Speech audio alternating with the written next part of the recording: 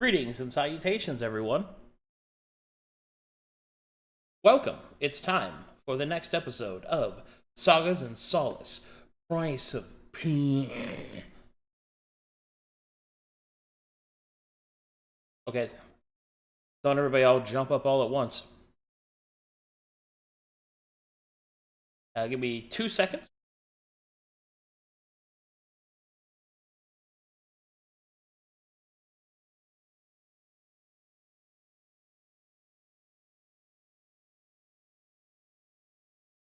Jump on it.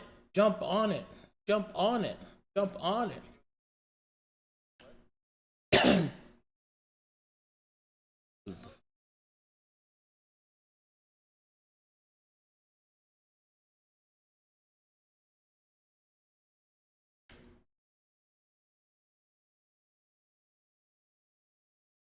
The gay.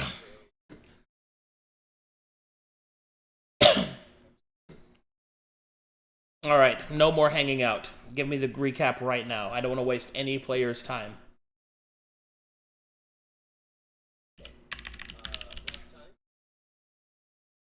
Hmm?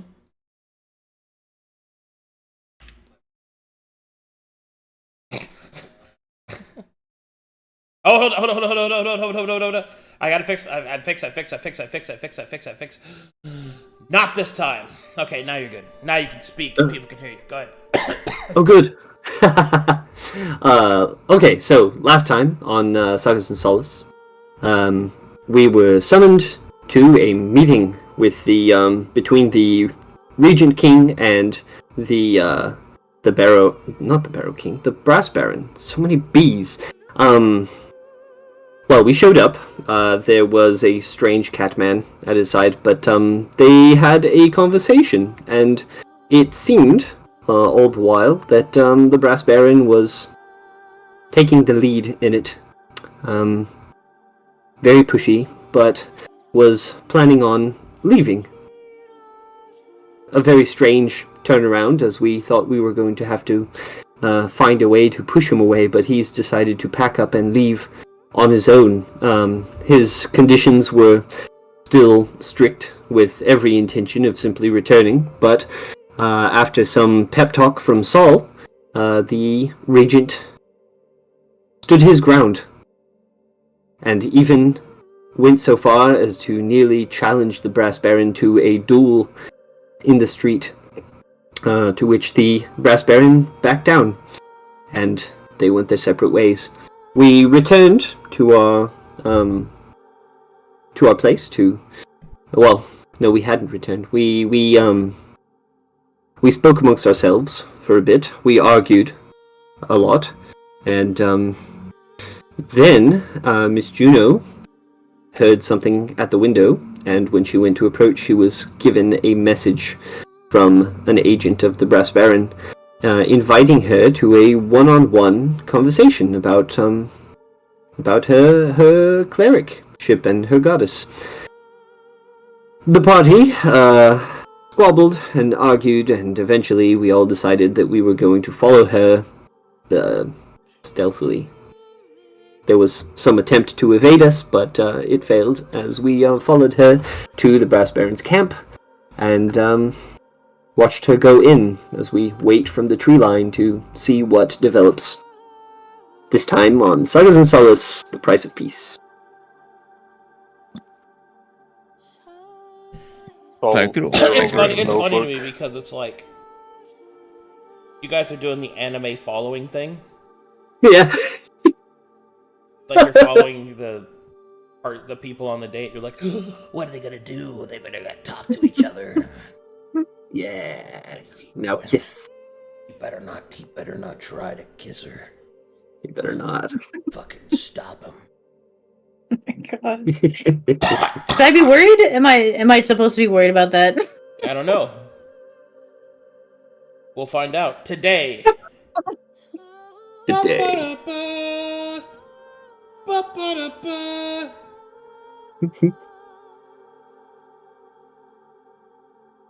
But yes, there we go. All right, yes, inspiration for you. Good job. Thank you. Big hug. Good job. Very nice. Pat None on for, the back. None for Crow. No, none. No.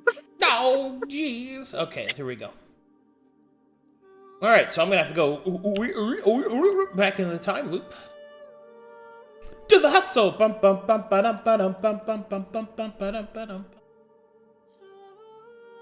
So many effects and meeting points that I have to do now.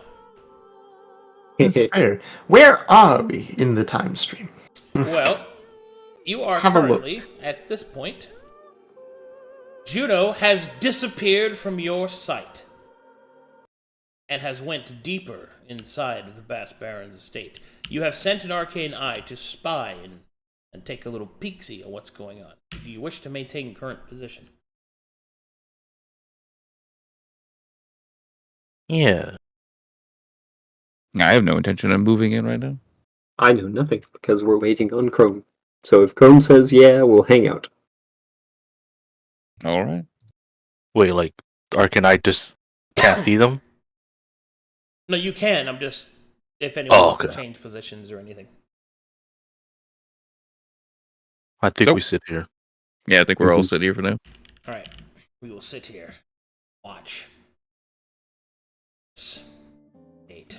So don't eat the yellow snow. Wait, what?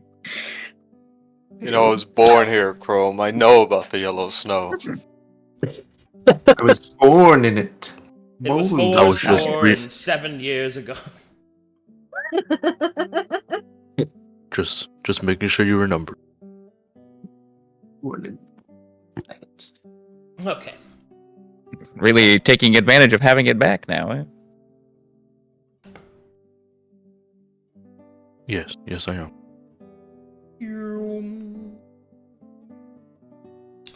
Alright, Juno. The Baron has just asked you if he could if he could utilize your power and the power of your goddess to unveil his future. Ooh.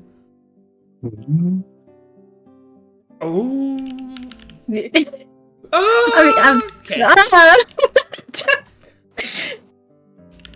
I mean, she did say yes. She said she'd help him out. I just remember hearing cats screaming in the background, like... Alright, so you want to It's get fine. started? You brought up that whole thing. Yeah, yeah, sorry. She's actually gonna ask him, after they talk a little bit, do you have somewhere more private? Is that weird to ask? Somewhere Yes. not so busy? I know of a place. Please, follow me.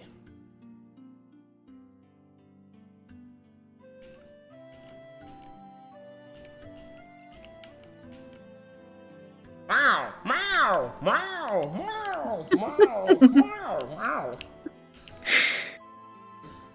Oh God, that's a man, woman. Please don't. Stop! I'm not into that. Is that a common occurrence? Go look at him. We support all kinds in my army. Here we are. This hut shall suffice for our rendezvous. I see that it is often used by many of the more foreign aspects of my armaments. They come in here for several hours during each day, seeking solitude. I presume it is for their meditations. They are, after all, quite studious in the monastic styles. It takes quite a bit of focus, you see, to maintain such a high level. She'll nod in understanding of like, oh, someone meditating. That's perfect then. Are there like hangers up in here, like somewhere she could Okay, hang so like a inside metal? this place, you will see that there are some foreign paraphernalia, incense, a large rather out of place bowl filled with animal lard. You'll see that there is also a soft set of cushions in the center, as well as a small table in which you could put your feetsies under. Oh,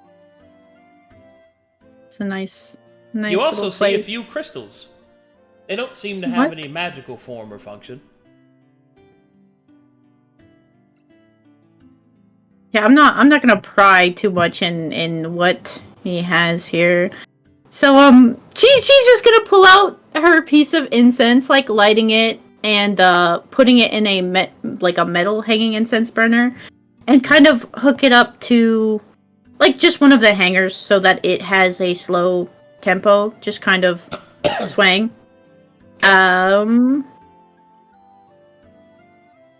She's going to reach her hand up and actually remove her mask, kind of showing her eyes, which are just like a pale moonlight blue, just like bright around like pools of almost what looks like space.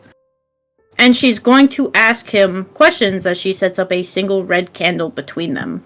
Do you have a maskless version? I don't. Okay. I didn't get a chance to draw it this week, but I will next time. Just give it to Kate, and he'll give you the transforming token option where you can take your mask on and off as you want. You'll see that some players will utilize this quite often. Waymaker. Awesome. She will then say to him, even though the camera's not on him, I know he changed his character's token. We all know. When I said it, I know he did it. Anyway, continue. What is to be is born from what has already begun. I know we've only just met, but the questions I ask, please answer them as truthfully to yourself as you can. This is your tapestry to be woven, not mine. I understand. She will give a nod. And she will kind of take a seat. Is he sitting relaxed? Or is he nervous? He is seated across from you on top of the comfortable, somewhat crusty pillows. And he will take on a relaxed stance. But there is certainly a tension in him. Tell me, Baron, what actions have you taken to change your fate or draw it ever closer?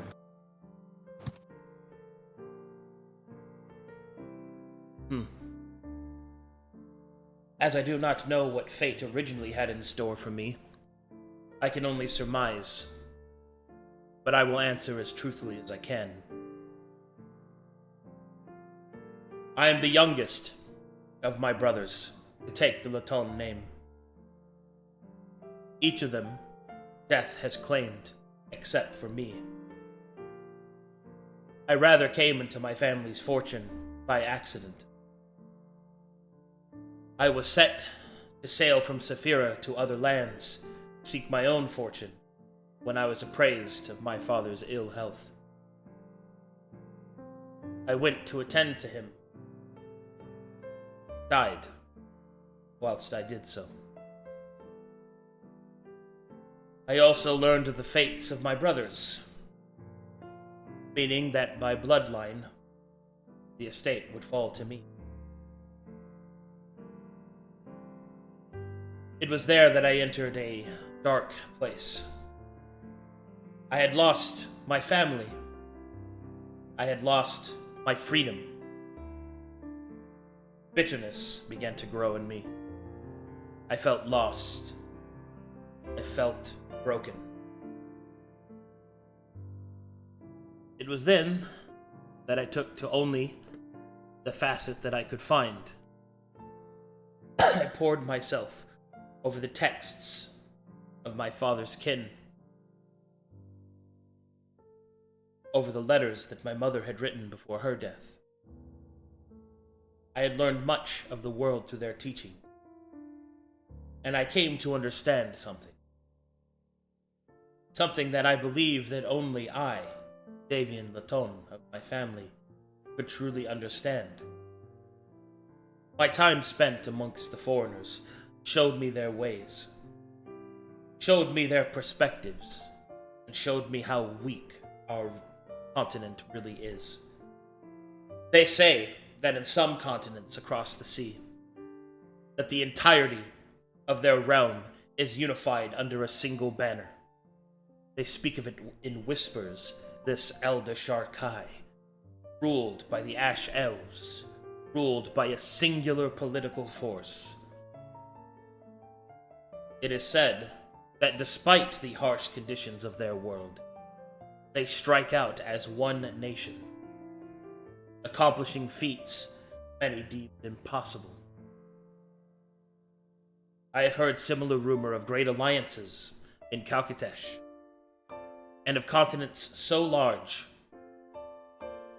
that their countries would engulf what we perceive as one here. It was there I learned how small we really are.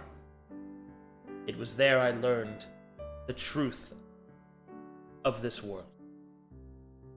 It was there that I realized what it would take to change the fate of Corvinus. Not to suffer beneath a Metherian boot and the pale imitations of their false religion, but to understand that we, as mortals, as the Seven teach, are harbingers of hope and change. Those that put their faith in gods are by no means fools, but I do believe that there is a greater power. And I believe it is in our spirit. Long have I trained my body and mind, but my spirit has burned brighter with each passing day. And though I am still young, comparatively, I have learned much in my time. And I turn my ambitions towards the continent, not because I wish to rule it in any selfish sense, but because I know that the only way that the people will know peace is through my rulership. I am the only one who has educated himself enough about the world that we are yet to still join. That is how the other continents view us. They view us as a backwater, as a semblance of failed civilization, barely worthy of to do trade. I remember hearing what the foreigners would say when they did not know that I knew their tongue. They spoke of their gods divvying up pieces of my home before a war had even begun. To learn just how hopelessly outmatched Corvinus truly was, not against our own problems, but against those that would seek to claim what little riches we have. And truth be told, they would not be wrong to do so. For what is the worth of such resources and such culture if it fails? It creates naught but tyranny and death. I changed my fate, Miss Juno, the same way as I intend to change the fate of Corvinus. Because I have the will to do so. Insight check, Juno. Ooh. Also, timing still got it. He said, hyping himself. Did I do an insight check? You can do a martial check, Chrome. I will do that.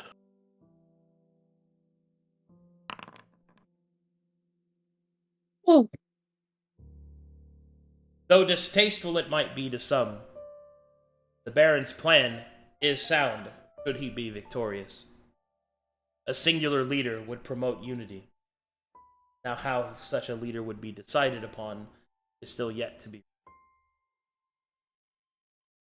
With your insight check, Juno, not only will you sense that Davian has told you the truth of what he truly believes, but there is a flash of fire within him.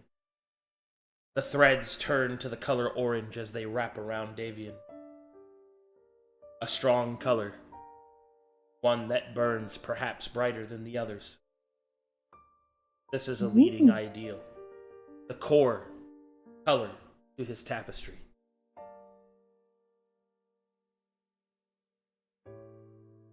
I hope that suffices. I hope that suffices to answer your question. No, that was great, actually. That gave much to your woven tapestry now that I understand. And she has the same soft smile and she will nod to him, almost thankful that he was willing to share so much with her, even though he hardly knows her. I want you to hold on to those feelings, the core threads of who you are and what you believe. The pursuit of knowledge and the pursuit of unity for something different, something better. And in this conquest, I would ask you, do you believe yours will change everything? Will be the beacon that everyone can stand under?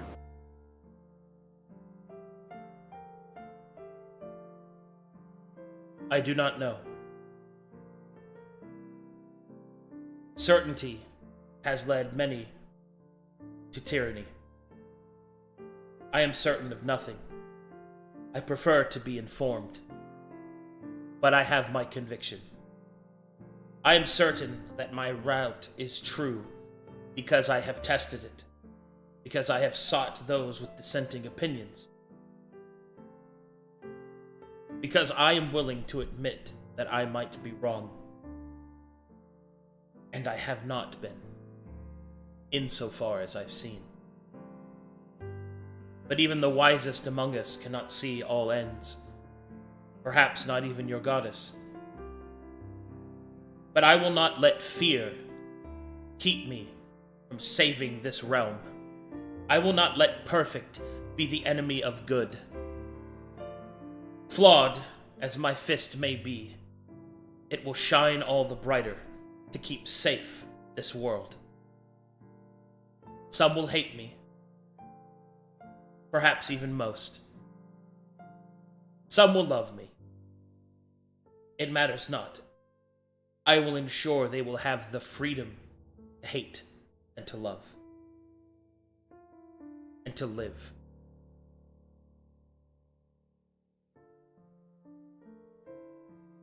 I hope that answers your question. That does. My final question for you, in this weaving of your tapestry and finding the answers that you seek, Baron. How do you see yourself? A man bringing change? A king bringing new wisdom? A monster that takes what is owed? What is your reflection? What do you see yourself?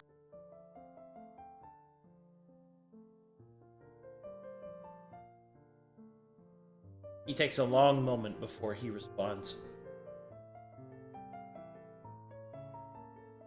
I see myself as someone who is aware, truly aware, of the power of trust. And the burden it takes to hold it. I know not what the histories will say of me, what orators may speak upon to their students 100 years from now, nor if my tale a good man would teach his son,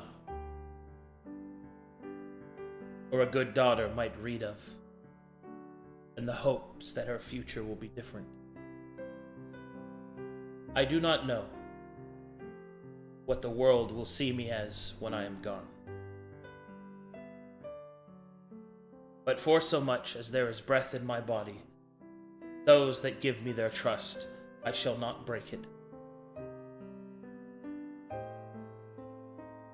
If I can, I suppose.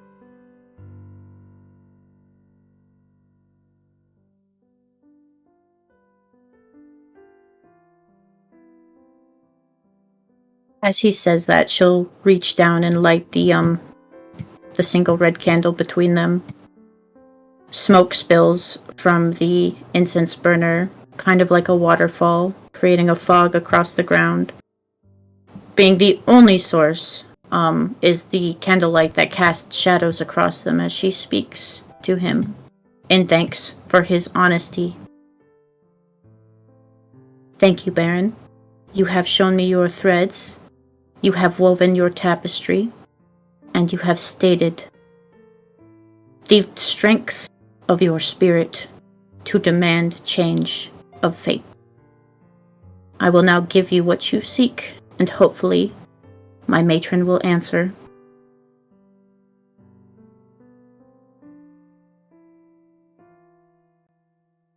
That is all I can hope.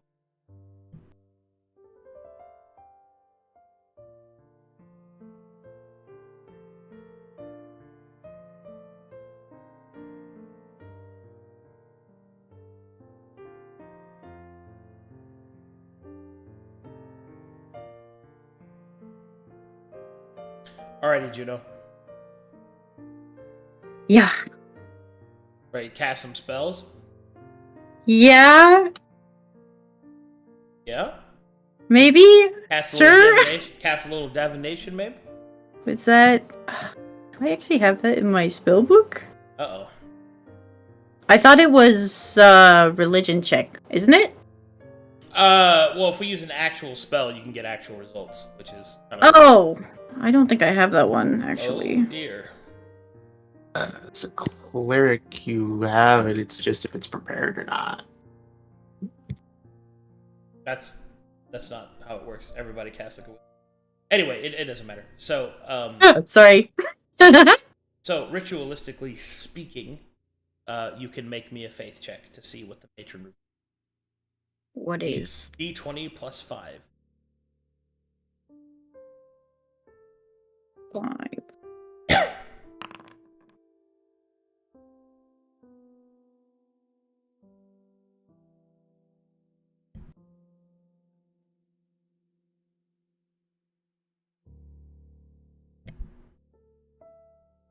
Man, oh man.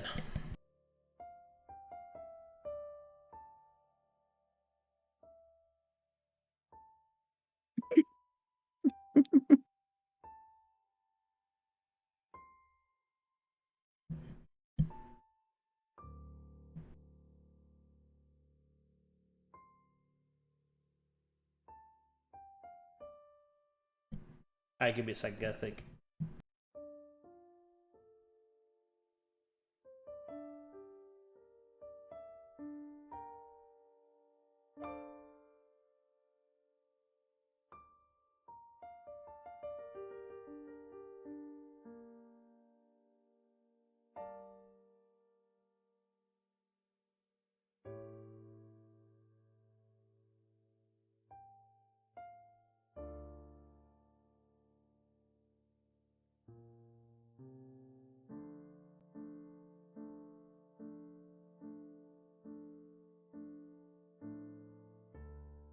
How are you praying, Crow? What?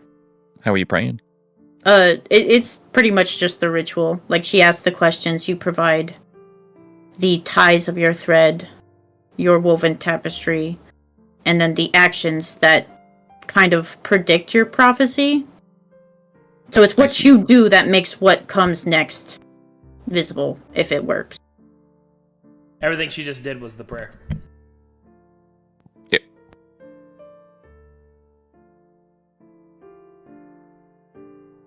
Alright. Okay. Track. Oh, sorry.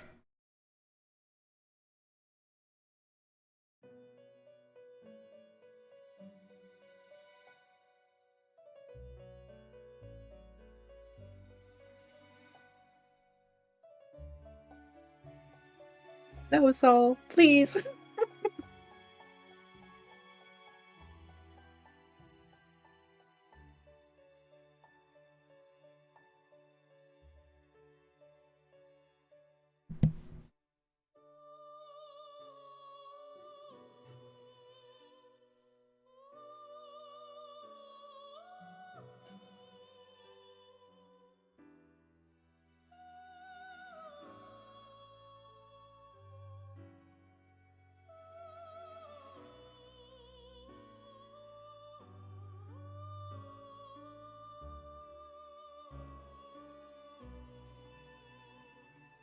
Okay.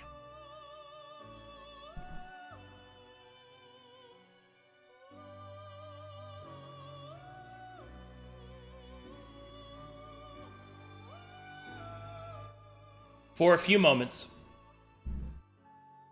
you will feel the energies of the Matron of Fate flow around you.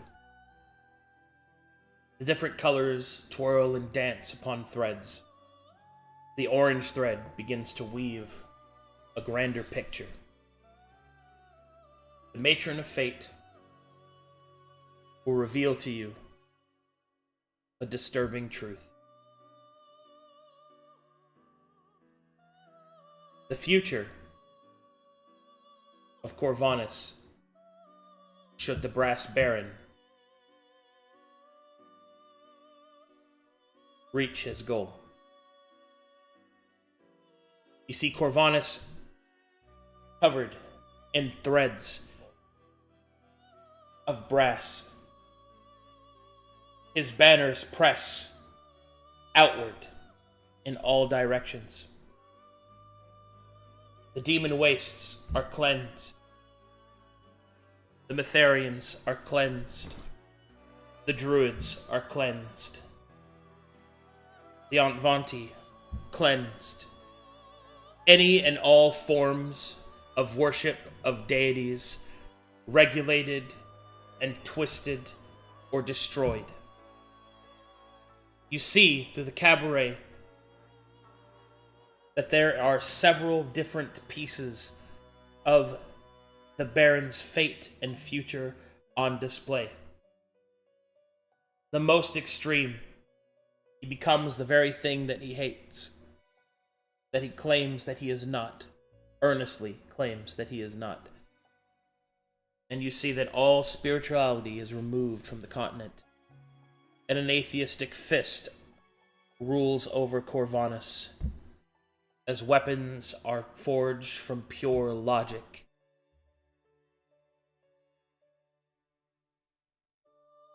Another extreme you see is the Brass Baron, surrounded by a council of bureaucracy, each represented by different facets of the other continents. The bureaucracy envelops the entirety of Corvanus, and the identity of the people are lost amongst its mixing. The Antvanti become one with the Calcatessians. The Calcatessians become one with the Aldasharkai. All that interweave into the country lose the identity of that which they had before and become something new.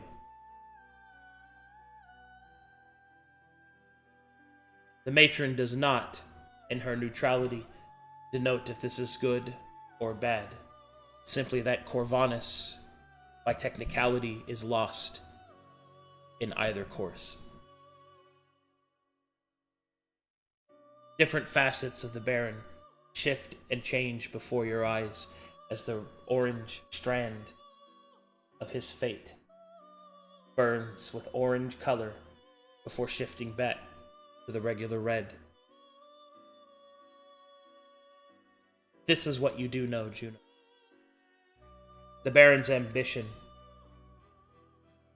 is one of the most potent forms and forces on the continent. To misstep against him is folly. Will his change bring freedom that he says that it will?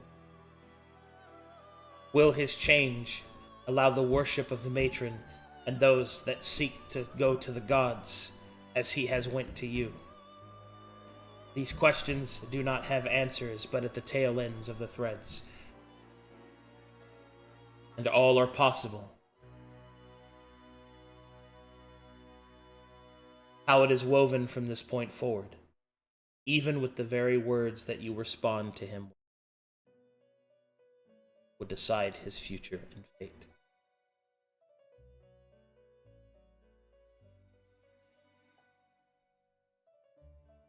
Oh my god. Ooh. Ooh. Okay, after that, she's going to she kind of gasps like she's just been like underwater and kind of holds her arms around herself. Yikes. I do. She'll look up at him. What's his expression? Cautious optimism.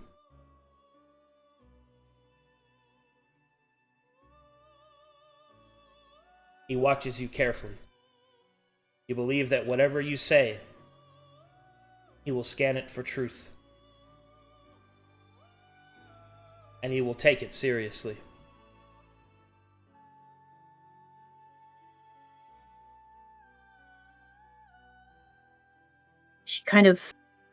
She slowly exhales, as if trying to recompose herself against what she saw, and trying to figure out words that would be best for him, for what he needs.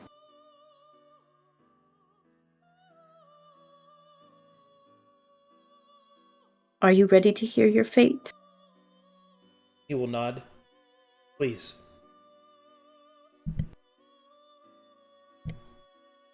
In multiple outcomes, you succeed in uniting the people, Baron. But you end up becoming what you hate the most. And she says that with, like, genuine pain as she gives this to him, this information.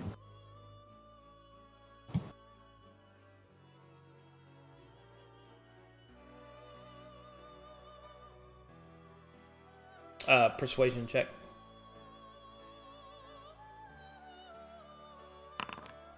Oh, I'm gonna use my inspo. Hold on. Okay. No! It's worse! Oofers. It's 7. I'm scared! As you speak the words, you'll see that the Baron will furrow his brow. How do you mean? You have the strength, the will to demand that fate bends to you, to take what you want. But in turn, it only leaves brass. There is no one of difference to you.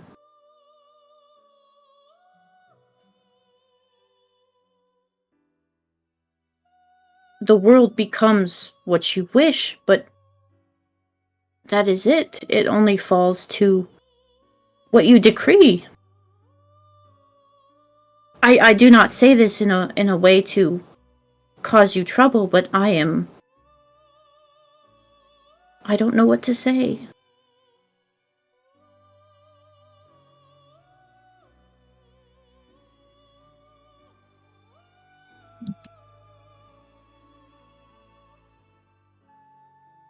Persuasion again.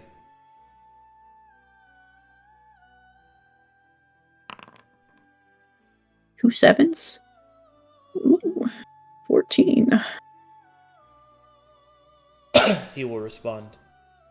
Fate Weaver, are you suggesting that I have the strength to enact my will, but that I should not use it?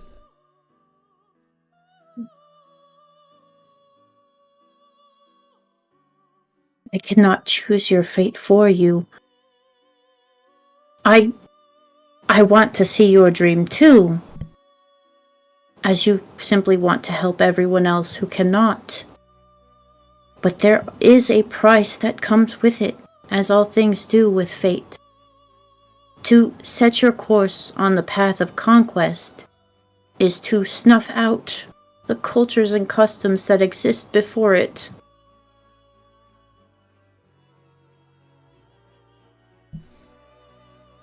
And even allowing others is against the ideals of conquest itself. It is not my fate to choose, it is yours, but these are the words I give you. You will see pain flash across the Baron's face. This is a paradox that I have struggled with, Miss Juno. There are many that would look at me as evil. Because you are right. To bring all under a single banner would be to snuff out what they were. I could make laws that could allow their ways of life to survive, but it would be a pittance at best. And I dare say, a slow death with hope is worse than a quick one. It is not as if I view these civilizations, these cultures, as if they are inferior to me inherently. But they have failed. History has taught me this. The Mytharians have failed. The Antvanti have failed.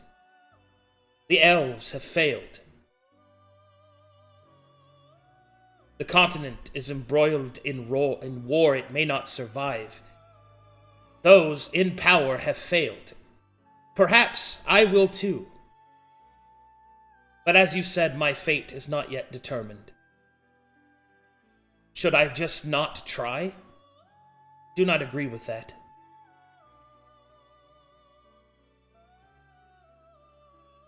In failing comes wisdom, Baron, as you know through your experiences. In life comes struggle. You cannot wipe it away from everyone. Without it, we are not who we are, as you have become your tapestry by what you have been and have gone through. Do not allow others to fail and stand up again is to not live.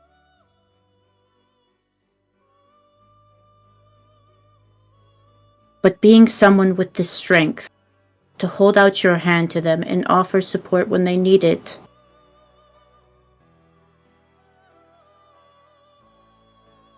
that is the difference.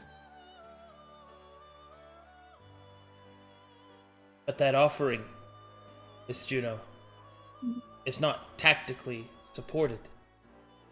To offer my hand weakens my position. For as prevalent belief systems are allowed to survive, they weaken the whole. Or they die anyway, just more slowly.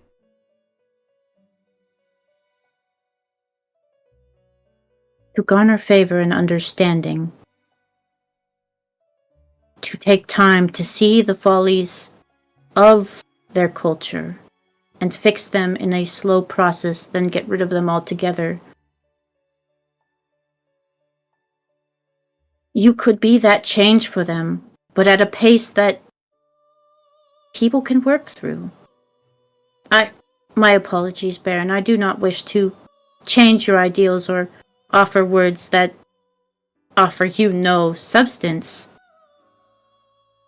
I just wish things were different. You have spoken like a Calcutetian would. Many of my studies have revealed to me that the Calcutetians seem to believe in the same manner. Their alliances are strong, their cultures diverse. They have found balance. A balance that we do not have. A balance that was taken from us. Perhaps this is the path that leads to the dark version of myself that you saw, becoming that which I hate. I do not wish to be a tyrant. I do not wish to cause anyone harm, but I cannot abide the world's suffering.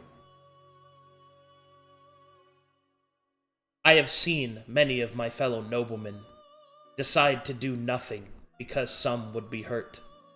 Decide to do nothing because their wealth would be put in jeopardy.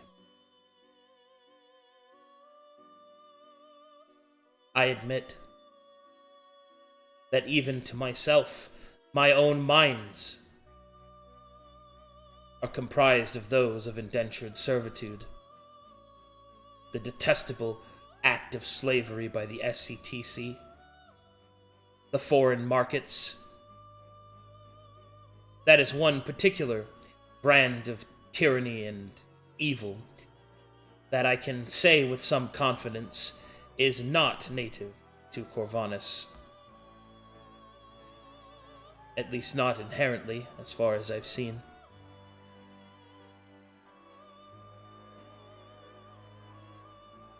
There are so many that would claim the immorality of my actions. And yet, is it better to be effective? I do not know. Your insights have given me much to think on, Fate Weaver. And I do not take your opinions, your personal ones, as an affront to your duties. You are, after all, mortal yourself. I see within you the same spinning dance that you see within me, but perhaps not as clearly.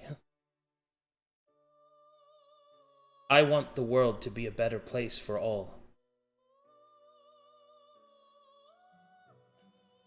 And you yourself have the will and power to choose it. Just be sure in your conquest, laying barren the waste, stagnation is what follows. Alright, persuasion check with advantage. Ooh.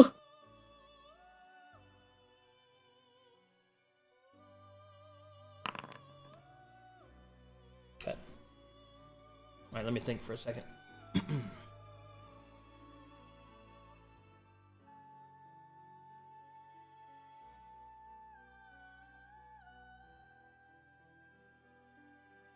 Roll me some insight, too.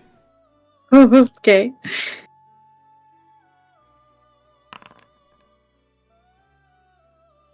You can tell that the morality of his actions have heavily weighed on his mind, especially that of slavery. For Juno, being a foreigner, this would actually be an interesting thing to reveal. So in Calcatesh, where you're from, slavery is outlawed for mortal races, but not for immortal races. So there's actually a and when I say outlawed, I mean like universally. Like most countries aren't cool with it. Of course, there's like smaller sects and like for example, like the Saurian tribes still enslave the enemies they defeat, right? Like stuff like that. But generally speaking, it's viewed as a universal evil for the most part, with very few exceptions. But in regards to the Calcateshian viewpoint, immortal slavery is not considered immoral. Now, what I mean by that is that binding an outsider to yourself to have it do your bidding is slavery, right? Like under the strictest terms of working for free and having no choice not to, if that's what your definition of slavery is, that is rampant throughout Calcatesh. It's really bad in Dalton, specifically the city of Bleak, which is like known for it. In the city of Bleak, like I think something like 40% of the population is like enslaved outsiders. Oh my goodness! Yeah, okay, it's pretty crazy. A little bit of side history there. Like this is some history points that we'll probably never get to see. Although I'm enjoying them. But anyway, it helps build the world a little bit for your viewpoint. So in Calcatesh, it's viewed as a universal evil unless it's an immortal race. So over here, slavery is also generally viewed as a distasteful action, and to people that, depending upon which side of the fence that they stand on in terms of Mytheri or a foreigner god, they'll see it as a universal evil. Now, the thing about it is that nearly every single faction in Corvanus has utilized slavery in some way, or at least the strictest definition of it. Yeah, for example, the SCTC is known from the slave trade for the Anvanti. The Anvanti themselves sold themselves into indentured servitude to Saphira, which is actually an interesting bit of information. which is why they have their own district, or at least a part of the district. Yeah, so that's actually a whole thing that hasn't really been explored yet, is that the reason the Anvanti left their islands in the first place is because of that. Like, they weren't surviving on their own, so they made a deal with Saphira, and it's kind of like how they have a really weird social status in Saphira, but it hasn't really been explored that much yet. At least not yet. Like, I imagine that once Gals and Gold concludes, we'll get to see a lot more of it. But anyway, I digress. The reason why all this is important is because it's why it weighs on the Baron more than it does on other people. Because the Baron is foreignly educated, right? Oh. Mm-hmm. So he understands the viewpoints of it as a more universal moral evil from his foreign studies. Like when I say most factions in Corvinus utilize it in some way, like the Metharians utilize religious versions of indentured servitude, like God tells you to do this for me, you know what I mean, sort of thing. Yeah. So the Metharians are already pretty bad, and then you have the Anvanti who sold themselves for the most part, and then you have the SETC who literally captures them, like free Anvanti, and does it. And then you have like the Druids, which bind elementals and bind animals to their service and stuff like that. But that practice has actually died out since they more or less lost a lot of ground during the Western Rebellion. But this was kind of demonstrated in Gates and Guardians when they interacted with the Gleian elementals. That was like a whole subset. Like, those rods were controlling them. Anyway, it's this whole like subtext thing about how slavery is viewed in Corvinus, especially since the Great Wizard tier essentially enslaved the entire continent. But anyway, I digress. Right. My point is that the Baron you detect with your insight is having difficulties. Do you have Merchant's Kit? I don't. Okay, give me an insight roll before I reveal this next part. I'll give you advantage. I do. Oh, okay. Well, you can roll it, Chrome, but you can't like tell Juno. Yeah. I thought the rest of the party was going. Yeah. So you're like fate reading him, and he's being super open. So the biggest reason that the Brass Baron is having this conflict in himself is because he believes that the indentured servants, which is what they call them, which, yeah, I would say they qualify as slaves, but they are viewed as indentured servants, to the barony that he inherited from his father. Those people are in, like, their entire family is all a part of the papers that they signed or were sold into. So, like, here's an interesting tidbit. The SETC sells contracts of the servitude. They very rarely actually flesh peddle. Now, what's the difference? Not a lot, right? There's not actually a difference, right? But it is a legal loophole that they use a lot. But anyway, so that's why the Baron has such a difficulty with this, because the indentured servitudes in his mind, the indentured servants in his mind and in his family's minds, is one of the productivity numbers that gives him the ability to have the wealth to fund this campaign. But he also disagrees with the practice that makes him effective. Because do you see his conundrum? Yes. Yeah.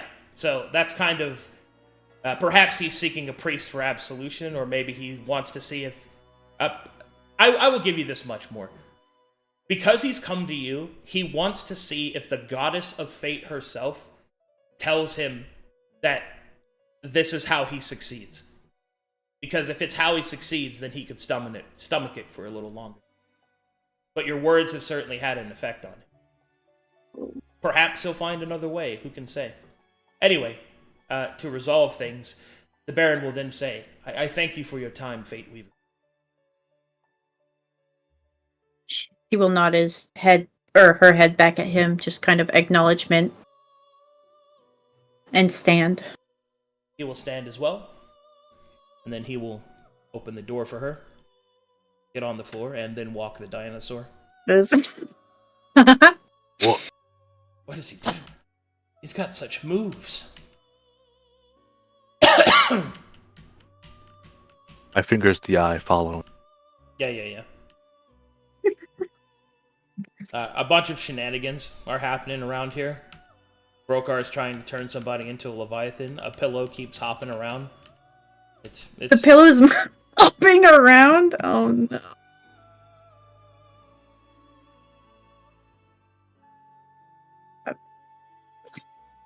Why is it Miss Silver? No!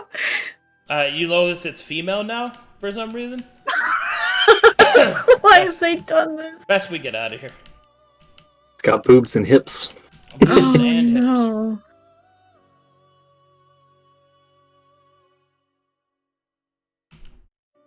He will say, "Thank you for your insight. You've given me much to think on." If you ever need anything, Baron, please let me know. I will. Farewell. I shall have one of my men escort you. Thank you. Hut, hut, hut, hut, hut, hut, hut, hut. Yes, sir. Fear not, my lady. My sword will keep you safe from brigands.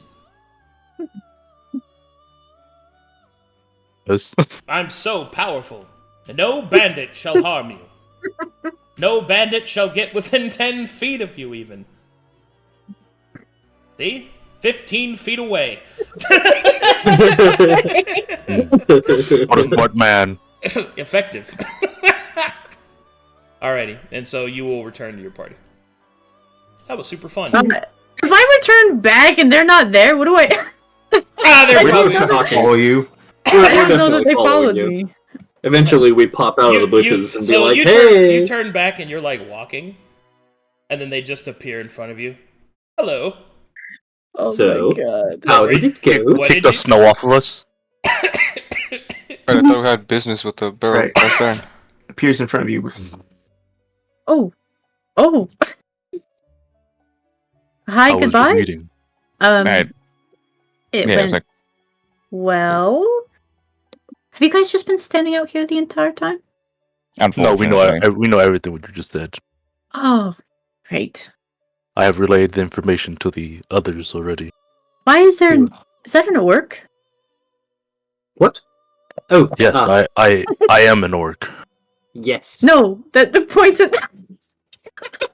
Look, if they're short and you don't know who they are, assume it's Abby. Oh, Yes. okay. No. This. Anyway, we decided to follow you and They. hang around closely and stealthily in case you needed our help or if you were in threat of harm or anything like that. We were ready to rescue you should you need it. Mm-hmm. I'm certain I did not need any rescuing. It was rather very nice, actually.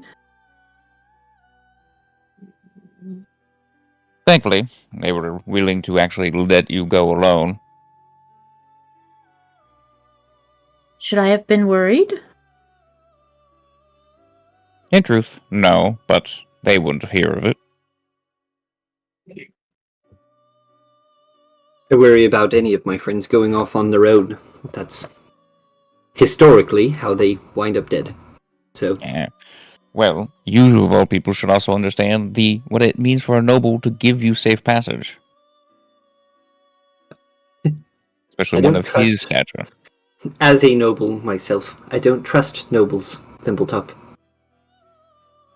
Anyways, what do you Oh, think the brass burn is going to do? Well, at the moment, he's still determined to charge into our walls. Well, probably your walls. She seems, Juno actually seems sad when you ask about what the Brass Baron will do.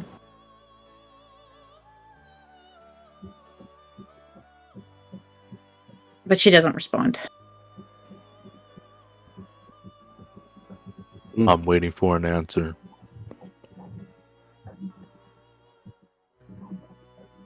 Do you maybe want to ask me nicely and I'll tell you? This is me being nice. I'm pretty sure you can be nicer than that. Honestly, he's always been like this. His eyes are just like, what the fuck? Kind of looks at. Smile. This always worked every time.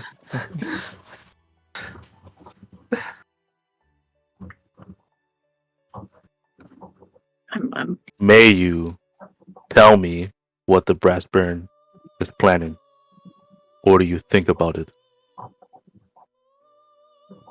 Hmm. Hmm.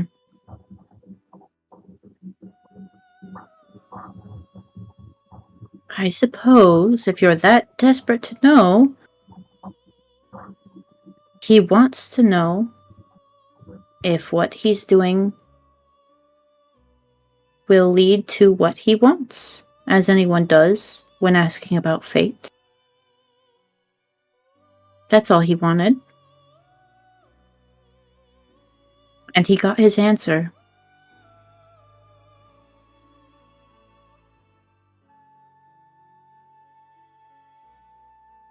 Yeah, I catch that. I was Mhm. watching. Mm-hmm. So I don't need to explain anything then. She kind of, you see her give the most sly smile she's given this entire time you guys have seen her. Why are you smiling? You're demanding her after invading her privacy. Oh, look, he does have manners. Okay. Okay. What part of mine was being mannerful? The fact that you can tell. No, it's a good thing. Don't worry about it. I suggest we retreat back to our lodge up until we're ready to make a plan of what the next part of our next motions are towards freeing Mornhal.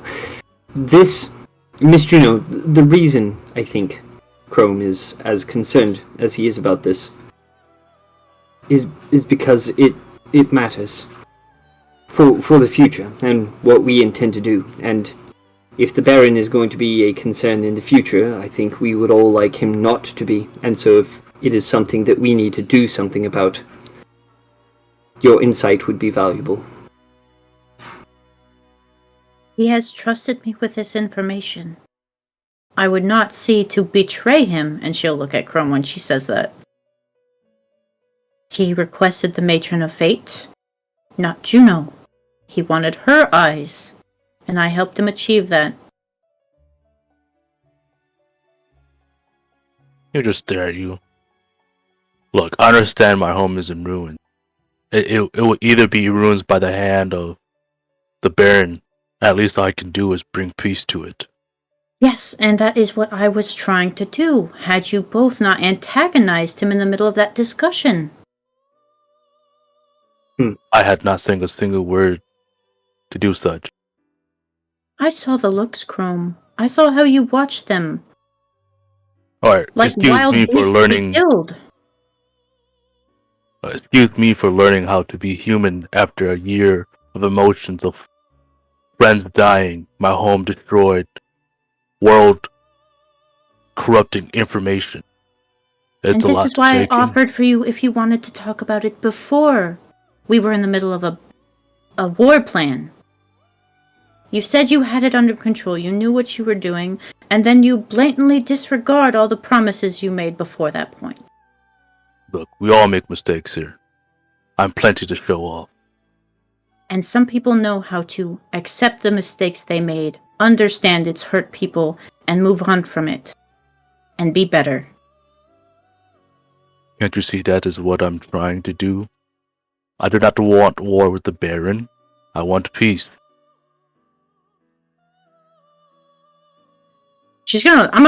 What is everyone else's expressions for this conversation happening?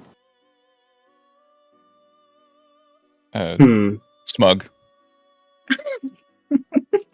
Leave it to Damien. Paul is looking at you with distrust. No, Saul, no!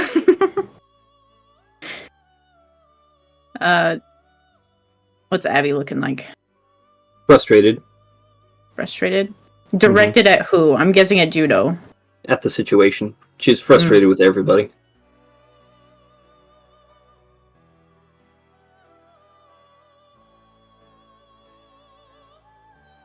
I understand No, this is important to you, Chrome. But you have stated multiple times, you and Saul both, that violence and betrayal comes with the territory of you two. And I don't want the information I have gathered that you have also seen with your eyes to be misused.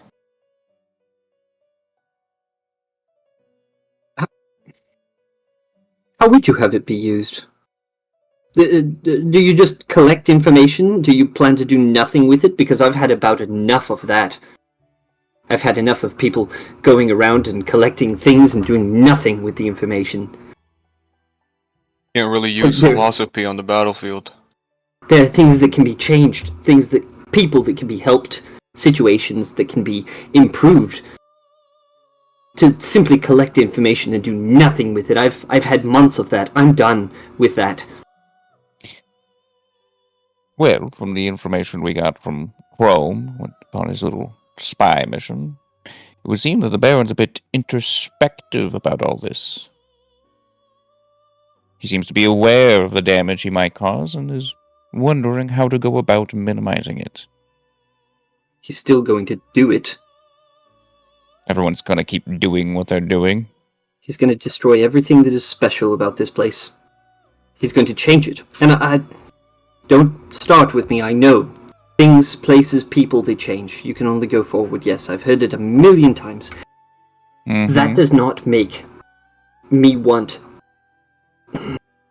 Look, I was enamored at first. I admit, with the Baron's plan, with his ideals and the way he goes about things. I think there's a certain degree of romance about it. Okay? I like the idea of unity and the idea of peace and the idea of everybody being on the same page. But if what Juno has seen and what she has told the Baron is true, if it will effectively kill the soul of Corvanus, then I don't want it. Mm-hmm. So, since we're going off about what someone else intends on doing, about how you're so frustrated about not doing anything with all this wonderful information, perhaps you could actually explain what you intend on doing here. As far as I got, it's a matter of, we're just trying to defend my home, or trying to make sure that these people get to go on till tomorrow. That's not saying what you want to do. What is it you, gesture more to the group at this point, are actually going to do? What are your intentions? Are you here to defend this place, to keep it separate, to pull it within your own city's protections, perhaps even meld the two cities? Bring it under your own banner, maybe? Keep its traditions, of course. If bring it under the Baron's banner as the best outcome of for Corvanus, I'll do it. I'll swallow my pride and let my city be taken.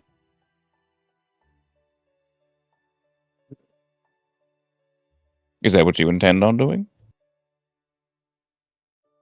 You've only got so much time to work. 27 days is well enough. I can end a war within a week. You still have another front to win. Your count is off. You have 20 days. Have that bit of a break. Nice massage. It was a bit longer. In any case, Chrome, I've already told you I will help you do what you want to do. Then the 30 days thing, it's incredibly frustrating, and I haven't made my peace with that yet. But if you want to give it to the Baron, then she'll kind of throw her hand up to her forehead and rub her nose. The bigger picture is that we fight against the demon. Fighting against each other is a poor mistake. When I'm gone, we will win the war against demonkind. If not, I will come down bring all hell with me. Looks at Narn. Nar flinches slightly and goes, looks at herself. Abby will throw her hands in the air. Fine, you just tell me what you want to do. I will do whatever at this point. I'm just tired of the chaos and the uncertainty. We need at least... Oh, sorry, go ahead. I don't know what I want. I wanted to calm down. Whatever's going to happen, it's crazy. Sorry, go ahead. Yes. Look, I ever had this conversation with the Baron and other leaders of this world that we agreed that the demons is the bigger threat. Right now we have to deal with these small skirmishes throughout the world and get ready for the bigger war. If we can get peace in Mornhow, not let the troops of Brassburn wasted, we can achieve that. Even if have Mornhow fight against us, fight with us. Their expertise in weaponry is another than one of a kind. So, what? You've got this new Regent King all whipped up and ready for battle, hauled out the Brass Baron himself, and now you're going to turn around and have him hold up the white flag? Sadly, that was not on my part. This guy over here gave him the motivation he needed. I saw your smile. If the man was motivated, he was never willing to surrender. It's not my fault words swayed at this man's opinion. Were it me in his position, I would have not cared. I would have surrendered as my plan was to surrender. Only fools are swayed by words. And as for you, Chrome, I saw you smile, seeing the Regent, a man who represents your people, hold strength within his heart. You were proud of him. Wow. Go ahead. No, that was it. Go ahead. I simply saw your pride in him. Yeah, a man that's worthy to protect his city. Of course I would be pride in that. A man And you're willing going to betray everyone he promises to keep safe. Twice in a day, I agree We with can use this Finkel. to our advantage. He believes I'm on his side. We can use it as a double-edged blade. I will not be helping you with that. You cannot state that you will further the war and then turn around and cause more problems. That wasn't what we agreed upon. This isn't peace. My. Quite the day. You know, you're not a slave. You're free to leave whenever you wish. The Brass Baron is right there if you wish to join his side as well. My goodness, certainly throwing all this into haywire. What exactly from that long conversation there, Chrome, suddenly makes you think that handing this all over to him was a good idea? From everything I heard, his future does not look bright. Brass, certainly, but not bright. Inspiration. Inspiration for that. That was pretty slick. You know what? Fantastic. We have a lot of problems, you and I. Not really, but here, have this inspiration. That was actually really sick, man. Good line. It is the best outcome of facing against humankind. Mm-hmm. What, you and your black hand could still be doing on your own? You don't even know how much numbers you have. Oh, I can assure you, my master is in top form. My recent nightmares have shown his form in all its true glory. He stands taller than he ever has. The demon waste knows its fear of him renewed.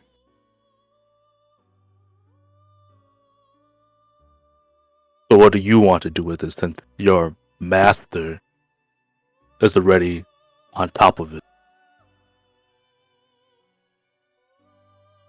Well, there's quite a lot to be done. As far as this war goes forth. I only have a simple question. I will not wish to tell you what you can and cannot do. I am not a man of war, will never will be. If you believe that these will be too costly on both sides, I will take your judgment on that. But I will ask you simply this.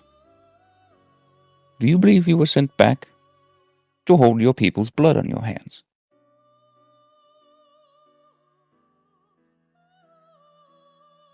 Clarify the question.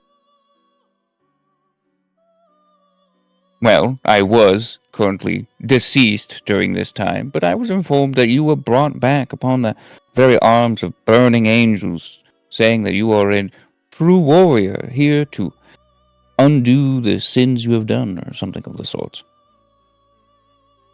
Came back with quite the virtue, your own weapon forged from the people here upon these very lands, and you're now telling me that you wish to, in many ways, sacrifice them for a greater good. Your own people's blood upon your hands. Simpler?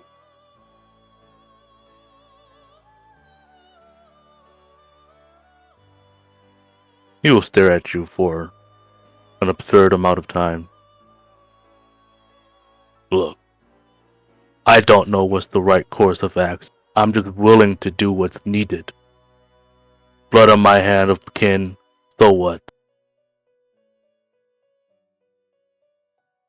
I have worse blood on my hand than you think.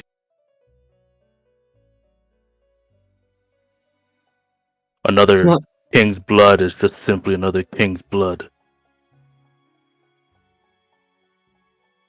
It's not too late to change that, Chrome.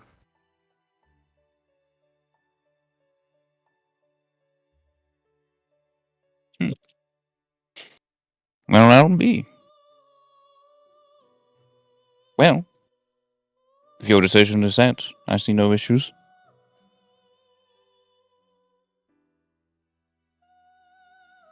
I do not know these people, nor do I really care about their future. Albeit I really don't feel like I got paid well enough for being killed in battle, but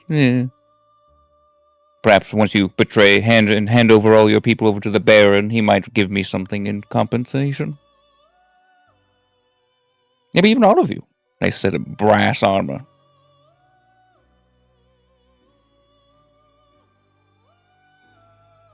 Watch your words. Abby will press her lips. Thin line. You just, You're lucky you're talking to a man. That's different. In the past, I would have swiftly cut your head off. God, that's so badass. Well, if I'm pushing a line, I'll back off. Certainly don't wish to die again.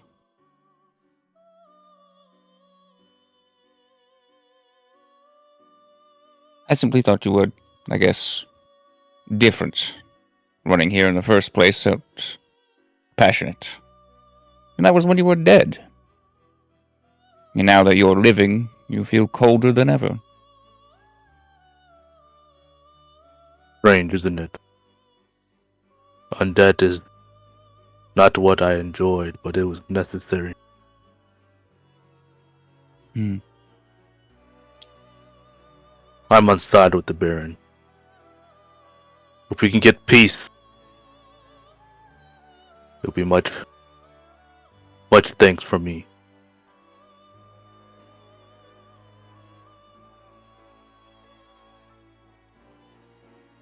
Well, we are currently... Saul.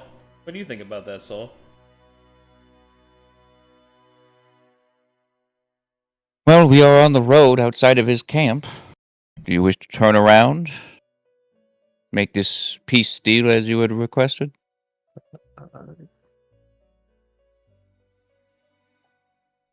Saul left, disconnected, and just came back. He might have had a connection issue. Did you hear that last bit? Oh, he was actually gone. Oh, fuck. Hello? Can you hear me? Hello? Yeah, he's back. Oh my god, I've been talking shit so much. I was wondering why people were not responding to my shit talking. Fuck. Okay, spill your opinions. Throw them at us. Alright. To what Thimblethop said I serve my lord, and to what the fucking purpose or whatever the hell was asked. As long as your blade does not turn on my leash, do whatever you might want with your people.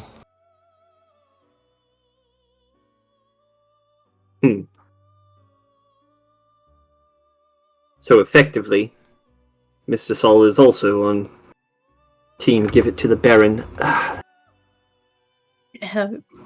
Arcadum, do I have a favor from the Baron for that? Because he didn't pay me? Like, can I technically ask him for a favor? I mean, that depends on how much ambition you got. Oh my god. You feeling ambitious, huh? You feeling lucky? No, I'm never feeling lucky, but I'm thinking I'll let them continue yapping. You guys fight with each other. Well, as I was saying, if you truly wish to turn over your people, we're already out here, snuck outside of the view for the Mornhallians. Why not just finish the walk back up the road? Snow's still fresh. Look, I'm not trying to get my people dead. I want peace. If that 1 year peace is worth it, so that we can fight the demon, I'll take it. I just have to persuade the Regent King to take it as well. So you tend to break it to him.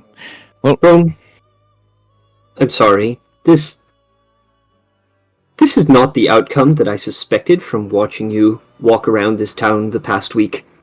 This is strange. It feels strange. Is this what you had in mind the whole time? Because if it is, I feel that I must inform you as someone who somewhat, at least marginally, deals in diplomacy. This conversation with the Regent King will not go well. You will wind up fighting him. We will fight him, because that is the only way that we are going to side with the Baron. We are going to kill the Regent King and take his sword. That is what will happen. Is that peace for Mornhal? Will your people follow the Baron? I feel like we were quite clear in everything we've learned that your people will not follow the Baron. He is not a northerner. He is not from here. These people will never accept him until eventually it is no longer Mornhal, which is exactly what Miss Juno said. She gestures at Juno. If you want to give it to the Baron, we might as well slay your people, because that's all that will matter. Eventually, they'll repopulate with completely different people. This place will be barren. It will be a different place. And if that's alright with you, if that's what the goal is, then we should just march on in there and deal with it. Have none of you heard what I've said? I said peace. Very, very good, Juno. Very good. So emotional, all of you. My goodness. You think you can talk to the Regent King now, after Sol got him all hyped up? That man won't talk. He will talk with his blade. That is the path that we have set him on. Juno just talked to the Brass Baron. She did, yes. And?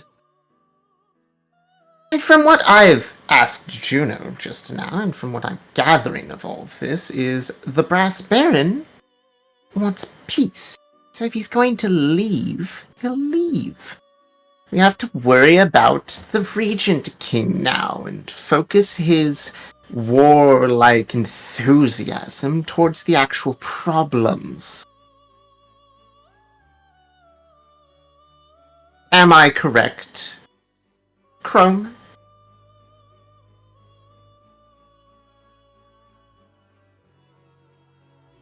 Yes. We guide the ambitions of these people. And we march forward towards peace, as he keeps saying and you all keep bickering amongst each other.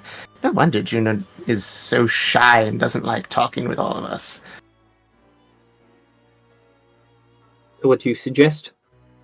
I suggest that we march our way back to the Regent King. He's going to try and have a war meeting tomorrow. We have news.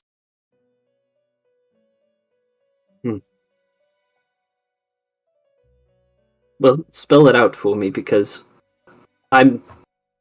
this conversation I thought I understood all of you a day ago. I thought I understood you all this morning. This is confusing. I'm confused. Look, I convinced Chrome to want to come back and talk to the Brass Baron to try and find a peaceful means since we've talked to him before. Juno beat us to the punch and had a talk with him already. I don't know if he's accepted it.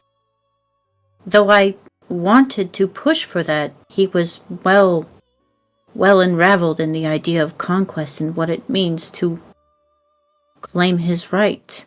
I'm not sure if anything I said got through to him. I watched that man carefully. Your words had weighed heavily on him. As a man who has spoken with them with a proper setting, something hit him hard. Your words, your God's words, the fate you pulled on to him.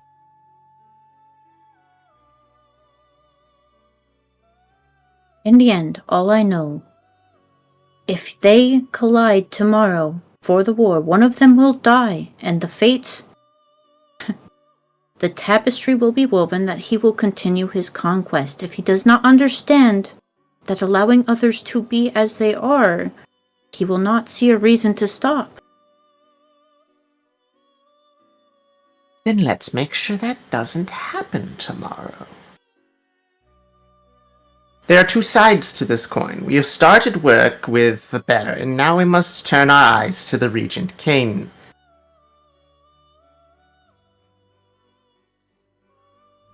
Are you sure he will listen? With the way Saul spurred him on, he seemed dead set on violence. I will have a word with him. And like I said, the answer is always no until you ask. You say that he will say no, yet you have not asked him. Are you so certain that the Regent King will say no? Why? Where is the certainty coming from? Where is it? Have you read his fate as well? Have you pulled on the strings? Fucking words like yours, Saul. Inspiration for Saul, dude. Sorry, that was great. Continue. Sorry, I got so many to give up. Words like yours, Saul, can move mountains.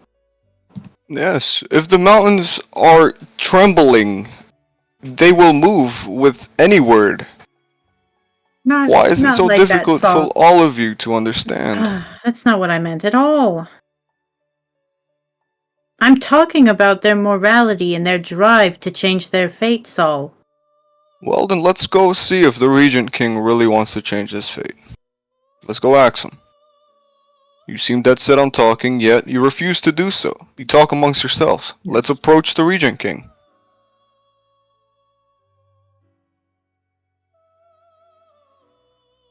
I agree with Saul. And we with all this planning and wisdom, we march. I have one request, if I am to follow you. Of course. Anything for a friend. The information given to me by the Baron is sensitive, and if you use it to sway the Regent King that you know more on, and the Regent King has knowledge of that, and the Baron hears it, he will not trust me anymore. Do not use this information openly. Do you understand? Even if it brings peace? If you deem it necessary enough. She stops to think. Like, she's actually having to stop and just take a breath. See, you were swayed just now by his words. You are not dead set on your course of action. You do not truly wish to keep this information secret. Do you really see the irony in your words?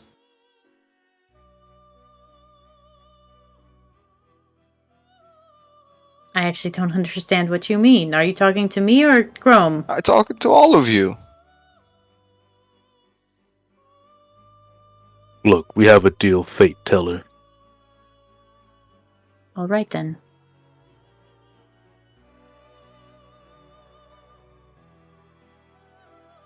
Well, this evening is certainly shaping up to be quite something.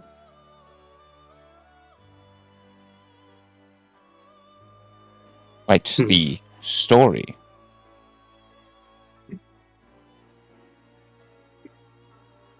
Or I'm we have happy. to reach the Regent King before he concludes his war meeting. The war meeting was in the morning, yes?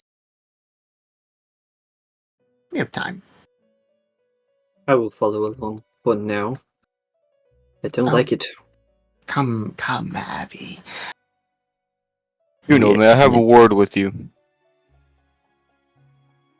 Well, it won't be in private, I just want your attention. If you must. Take my blood off your parchment, and refrain from using any of your magics upon me. If you are to do Understood. so, I will make my own purpose to kill you.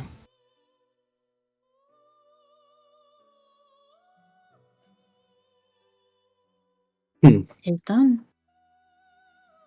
Let fate favor you, warrior.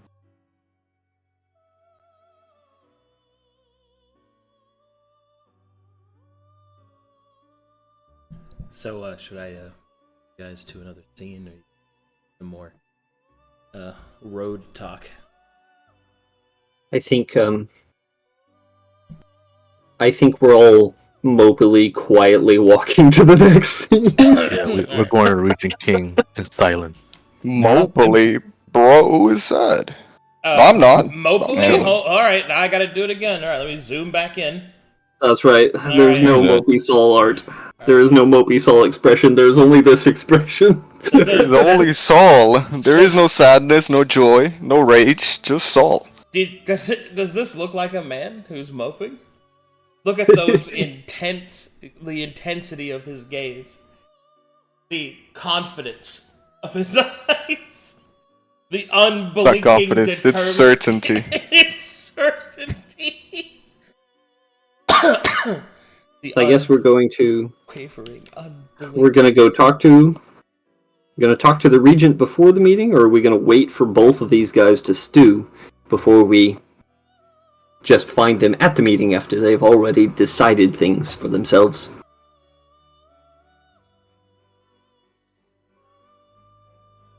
I suddenly speak up on the walk. Here we were walking mopily. Sooner the better. Otherwise, their dedication to their cause will just steal. I guess here we go to the palace then. You're planning again. Nothing goes according to plan. You have to come up with things as they go. Depending on the response of the Regent King, you must choose your course of words or actions. You will improvise. Mr. You Sullivan, will improvise. I am open to the idea of improvisation, but if you simply fire an arrow, it can land anywhere. If you have a target, at least it'll land in the direction you're trying to get. Don't miss. That's incorrect. That is not It will incorrect. land in front of you. Whether it be far or short, it will land in front of you. You have If I shoot behind my head like this, and I'll take my tiny crossbow out of my sleeve and shoot far backward. Okay. That's in the not in distance, front you of me. hear a guy scream. Oh fuck! No, he dies instantly, Arcadum. He wasn't aware of me. Oh, okay. Oh, gosh. That was idiotic. He's got to roll a DC examination. 20. He's got to roll a DC 20. I had a family. No, what are you doing? Oh, my kids were so cute. Yeah. DC 20 for this guy. Let's see if he miraculously about no survives blood. for his kids. No blood on his hands. He's civilian, he's got no Randomly. bonuses. Great, he's dead. Okay. He dies a Randomly painful killing. death, too. See? That was Hang not on, in let front me of me, claim Sol. their- You're let me wrong claim their twice. soul. Ronald, what happened to you? Ronald, You're no! an idiot for doing that. Ronald, please. Please. Please open your eyes, Ronald. Ronald's fucking I dead, sense a bro. soul that I need to Amelia collect. needs you. I need you, please. And He so won't the see a party warrior's leaves. rest because he was assassinated like And a coward. so the party. Demon, yes. There we go. That's some fierce logic. He was assassinated like a coward, but he was hit by. Do not question me. Unshakable certainty. Even whenever you're wrong. All right. So, would the party like to go before or after the meeting? Personally, it feels like a before thing. It's a before thing. Definitely a before Yeah. before the war meeting hits. Okay. Well, you can see that the Morn Guard are getting ready. Ho ho ho ho ho ho! I have a sword. I'm sharpening it.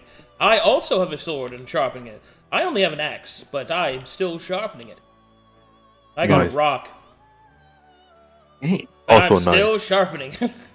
All right. Good luck. And I'm going to come over here and make myself some tea. Right, as you approach.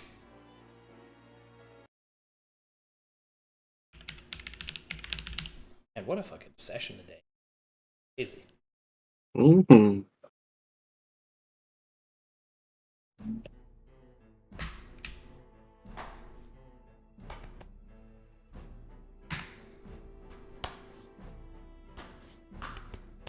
Regent King, Okay, here we go. I've come to talk about peace.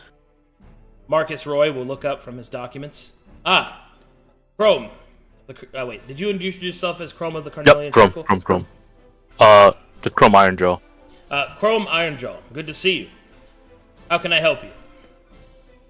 I've come here to talk about peace with the Brass Baron. Yes, peace with the Brass Baron, as he smiles. When he surrenders, and maybe after I take a few locks of that obnoxious orange hair and put it in his mouth, maybe then I'll consider accepting his surrender. Then we will have peace. He will sigh and he'll throw his axe at him. Not at him, but, just toss it towards the ground. I mean actual peace. He'll look down. His face will darken. You would have me make peace with that southern-born whelp?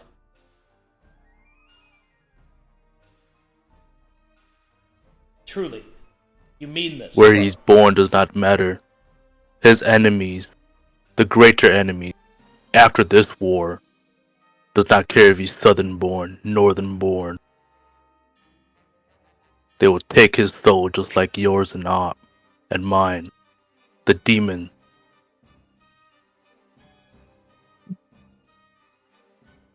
Mornhal has held her own against demonkind for centuries, and will continue to do so. Don't you see? If we agree to a peace now, he will only use it to secure his strength. He's weak, Chrome. That is why he vies for peace. I don't think that's the case. He will kind of cross his arms and look to Saul, and then we'll look back to Chrome and we'll say, well, even if it isn't the case, you still intend that I would call for peace? Explain. Peace must be granted.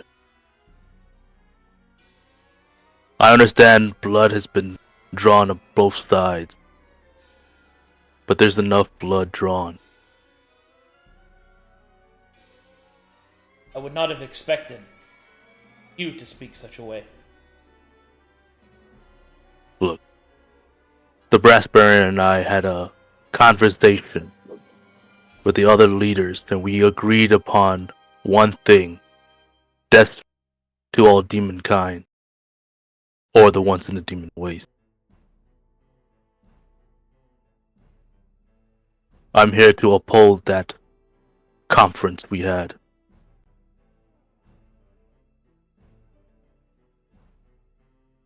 Are you saying that you've bartered peace with the Brass Baron without my knowledge? This was before you and I have ever met.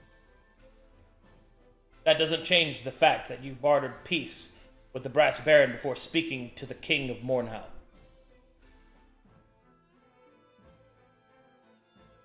Understand, Regent.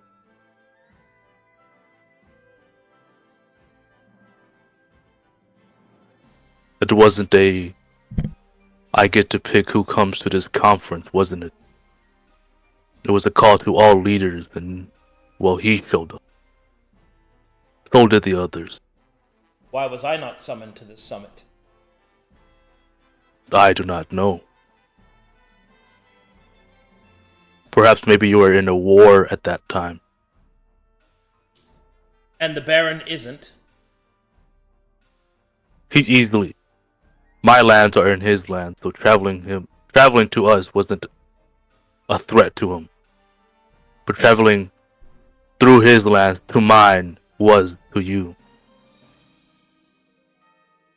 And how, pray tell, did the Brass Baron move his forces through your lands? My city was in neutral ground. It was a contingency from another member.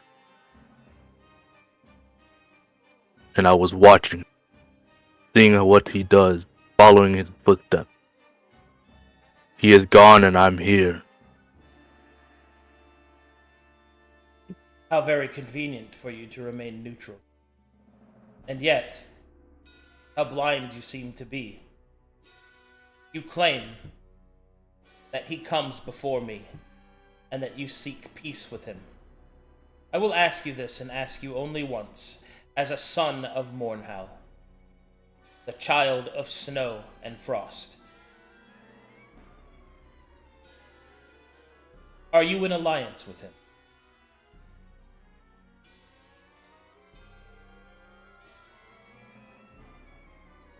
We haven't agreed upon anything. We've simply spoken upon what's the biggest threat.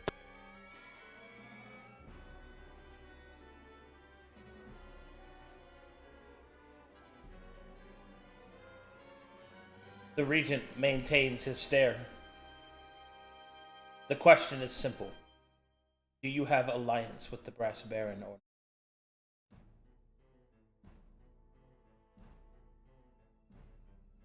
His goal aligned with ours, so yes. But I have an alliance with you as well.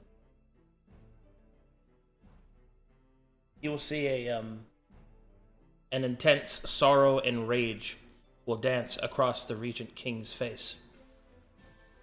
I will put a hand out. Look, I don't want to see two friends fight in front of me. He is your friend now. Allies, whatever you want to call it. If we can pull our strength together, imagine what the demon kind could never face. His money and our blade. I understand it's a sickening sight, but hard times bring friends. You ask much of me, Chrome Ironjaw. Much indeed. You have stood here and you have made your claims. I never took you to be a duplicitous man. Perhaps it is simply that you have been placed in a duplicitous state. Honor demands.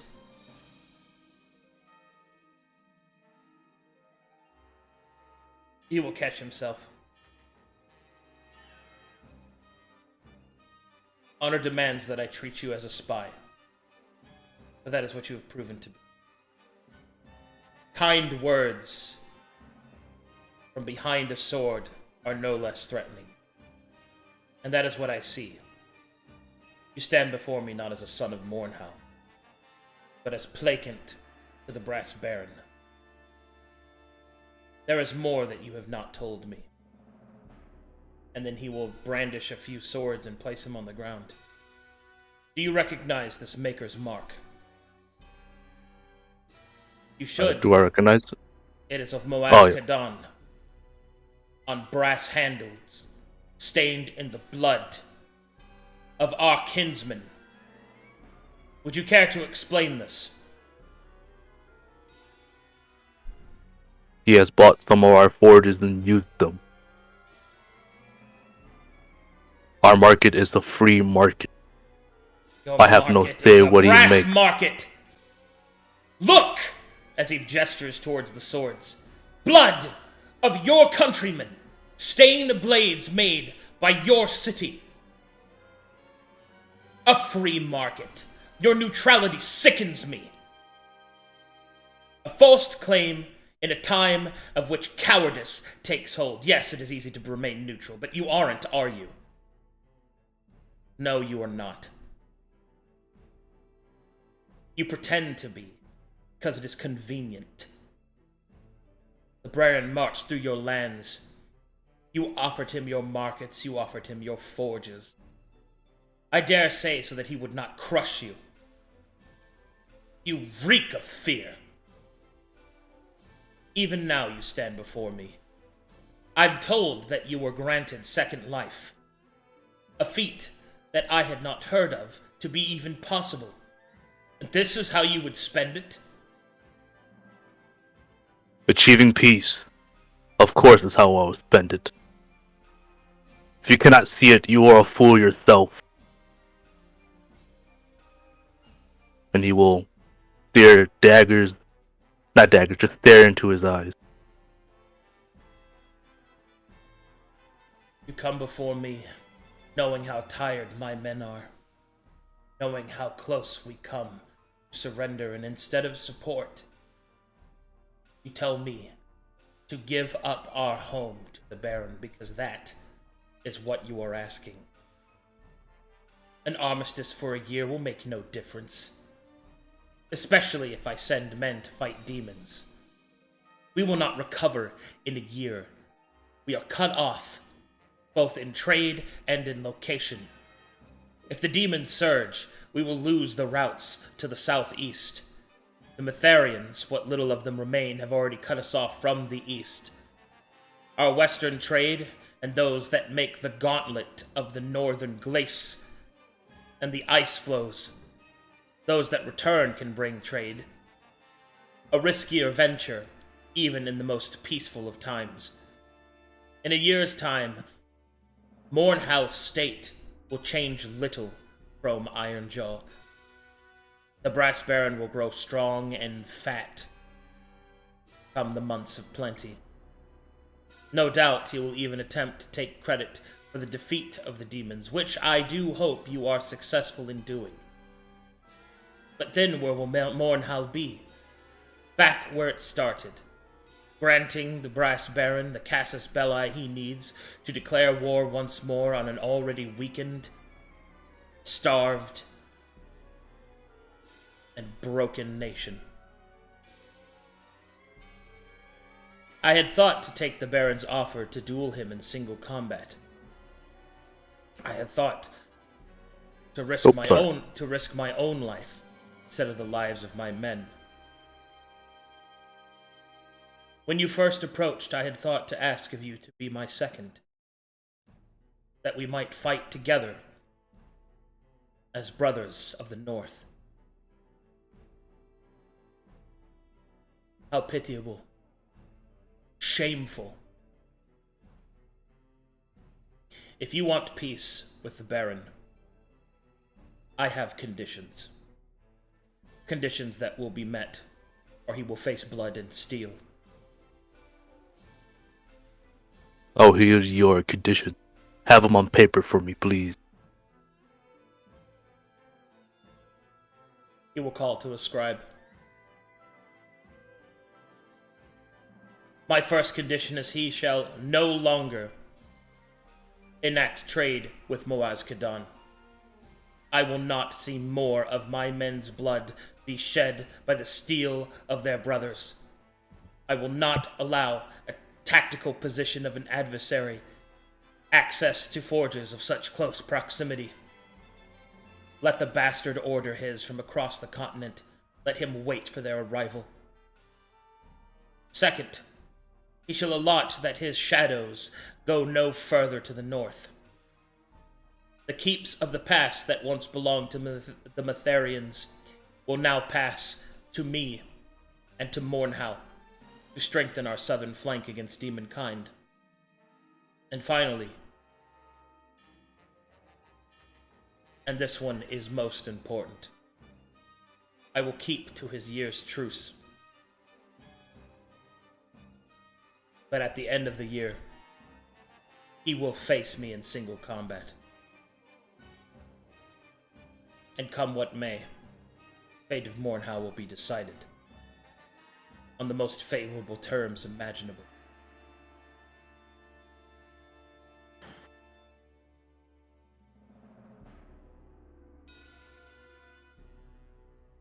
I understood, Regent.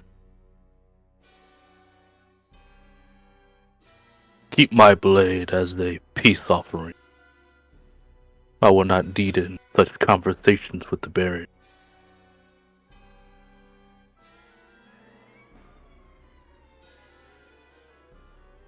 And he will take the piece of paper from the scribe. Know this, Chrome Ironjaw.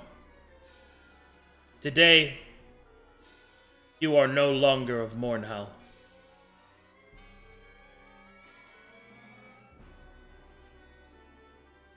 I understand, Regent. It was either him or demons that come knocking on the door. He will take his leave. Saul will look at the Regent and give him a deep bow. Until next time, King of Mornhow.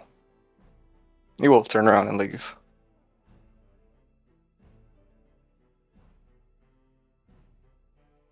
Well, that went about as terribly as I expected. And I don't have enough inspirations to give out anymore. We're all full. Good fucking job, main OP. Mm-hmm. Yeah. Everybody's hitting it tonight. My god. I'm sitting here watching a movie that I occasionally have dialogue in. Alright. Like, that was great, right? That was really good. Hey, I felt like that was really good. Like, I felt like Yeah. that was in the moment. Like, I felt that was perfect. Yeah. I'm just sitting over here stunned because I'm also in movie mode. I'm just like, oh my gosh. Oh, You would then whoa. admonish. I had to fan myself several times.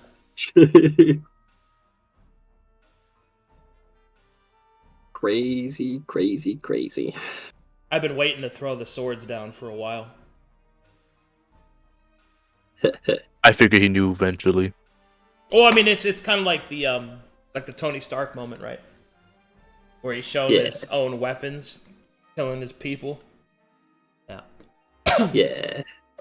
Can we get Lil Bro to calm down?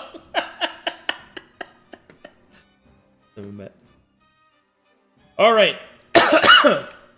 Well, that went a direction. It did.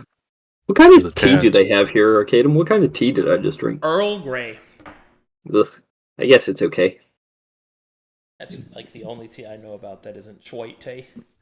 They had honey. I put a lot of it in it. But that's southern sweet tea, and they're in the north, so I can't give them southern sweet tea. Yeah. It's made to keep your belly warm. It's not for tastiness. Look, all I know is my tea was half honey, and that made it drinkable. So, Back in my day. back in your day, you drank tea? No. Coffee. It's better. Gives you the boost you require. Continue on. Coffee makes my stomach queasy for some reason. Yes. I never feel quite right afterwards. To fortify the body. And this one prefers boiled beans over boiled leaves. Boiled An egg upgrade. beans. Path forward. But, Yeah, would what are you seem guys that- gonna do next? No, go ahead, talk. Don't let me Wait. interrupt. Like, continue. Path So are we forward. done with theatrics today? I intend on getting a bit of a massage going before we, inevitably get the shit show started tomorrow. No, apparently we are not done for the day because it seems to me that we're going back to the Baron. Shall I sending the Baron? Do we need to go see him? We shall meet on tomorrow. Same things will be stated. It and is tomorrow better there are to, blows. We It need to is talk better to- now. better to inform him before the fact rather than surprise him. Surprises don't go well in these kinds of political meetings. I have a couple tricks up my sleeves that he may or may not already know about. We should approach the Baron now that he's let his mental fortitude fall due to the Agreed. telling of his fortune. Approaching him tomorrow that he has sullied himself would be foolish. So be it. Alright, we're going then. Back to the Walking fort. and talking. So much Back to the walking. estate.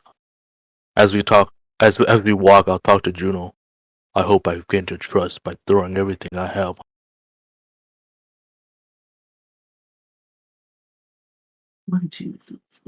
I am blinded by bias at the moment, Chrome. I do not know what I see in you yet. I'm not sure.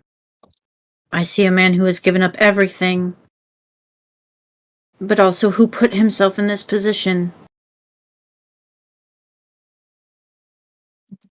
Careful. A man with nothing is more dangerous than a man with everything. I know that well by your people. Even if you are no longer one of them.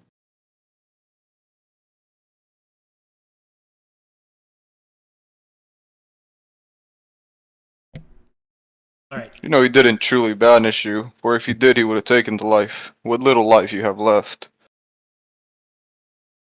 Please. This is the worst You can claim punishment to be I've more ever Hallian. imagined. It is just the land. He, although I believe and he believe is a king, he isn't.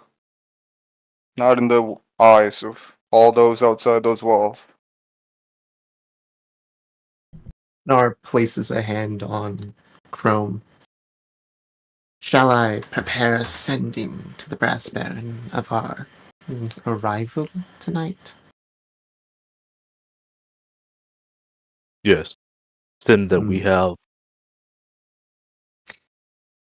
peace treaty, then hopefully we can agree on peace. Tell him that we have terms from the Regent King.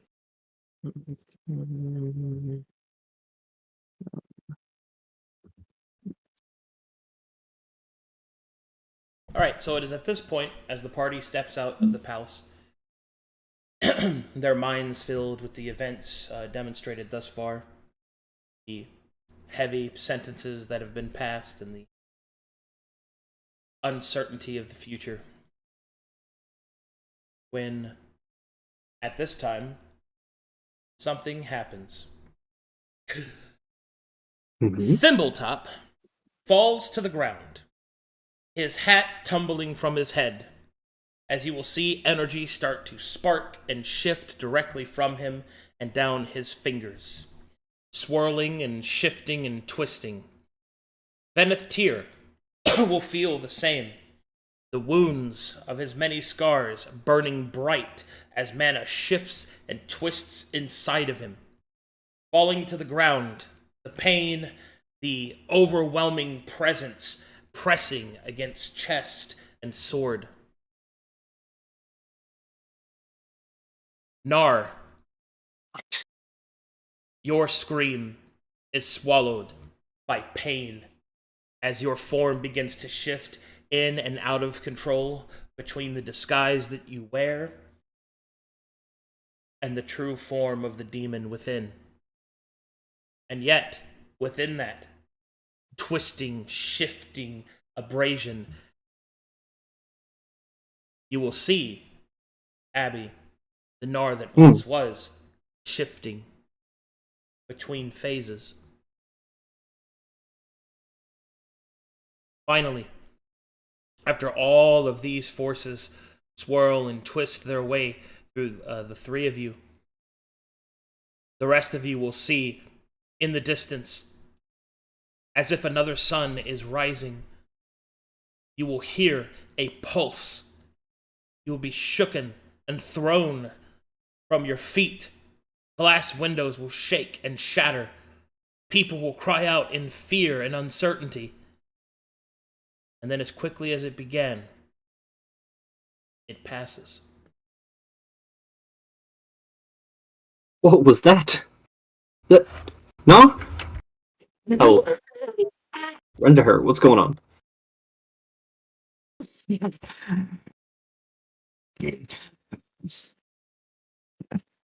Can I Arcana check? Something was... Sure. You for a second. Weakly reaches out an arm and starts feeling the magic in the area. You have no idea what has happened, but you feel completely different. The magic within your body completely changed. You feel better. As if some great weight has been taken off your shoulders. Slowly, Thimbletop will rise, and he will feel the same. A feeling he felt similar for when his warlock powers burned bright. But this is different. This doesn't feel as if it was a gift, but as if something that was denied to him his whole life. His inheritance. To Veneth Tyr, you breathe deep. The power of life. Something has happened. Your connection to the waking realm feels stronger. And then you see it. As you look up towards the setting sun. Swirling aurora.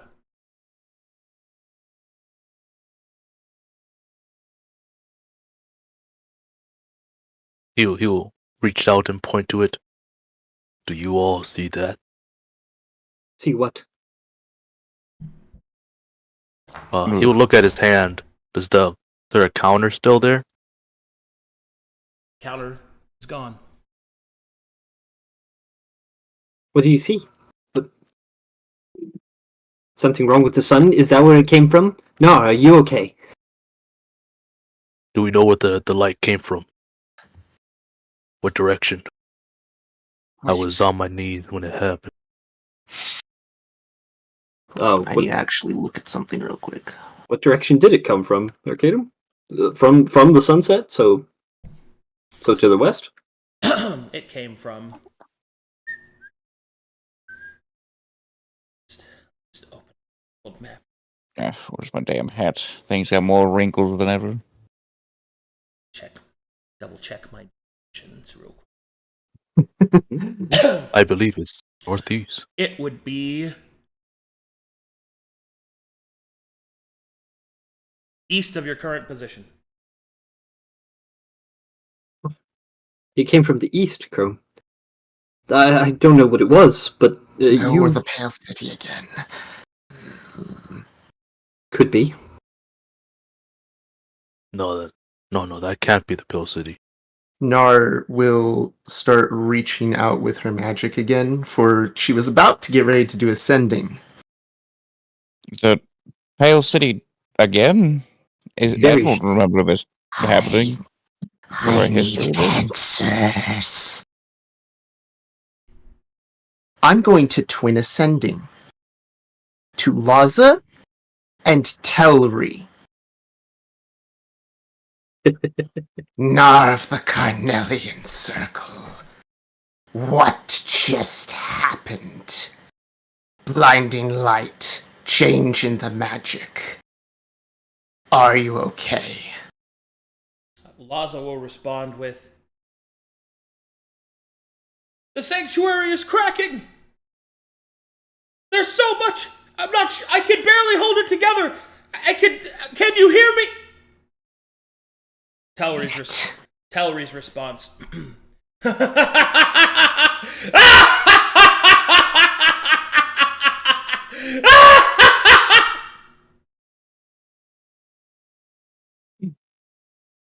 have one. It. The stone. Chrome. Get Laza out of the sanctuary. I will prop up this the Marvel's Rock, and I don't know how to tell him to sing the song to get here. Quicken spell. Laza, leave! If it's cracking and it's leaving, don't sacrifice yourself for Marlowe. There is no response. Ain't it? What? Should we Hold. go Everyone who is not an make an Arcana check. If you're a caster, you can do it untrained. All right. Okay. Oh.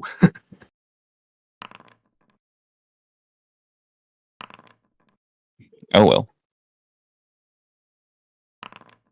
well. I don't know nothing. With eyes straight closed. Oh, you know what? Eyes wide closed. You know what? I'm gonna use my reroll I just got. Okay. Roll it. Y'all ready for this? What? Try again. Okay, we matched Crow. Chrome and Damien, you will notice that the magic flowing around the Gnar is very different than you've seen it before. The sparks of barely contained power that most casters have to deal with flowed naturally and gracefully. It reminded you how Juno used her magic.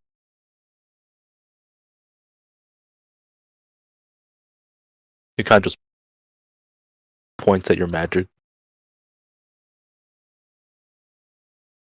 How do you feel after sending 3 sending?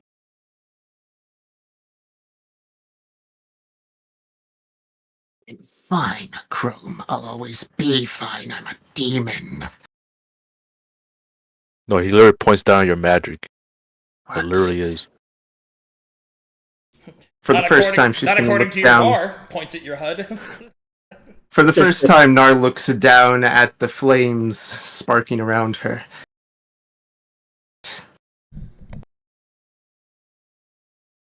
Right. Calm, I'm a little interested. like a candle. Not like the bonfires.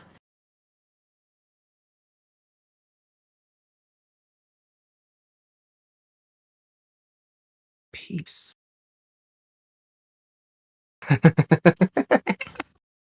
Peace. Wait, has it been fixed? What? Kovanus? The ley lines? Wait. We've been trying to do that. No, we never had the chance. We sent others to go do it. They succeeded. Steam starts to roll from her eyes in the fake demon tears. Potentially, maybe. So it worked. One of the groups succeeded. A step towards a greater good. A month of conversations with politicians in a room actually worked. It did something. I will admit I had my doubts. We're a step closer, that's all that matters. Thimbletapu, out of curiosity, things are fixed.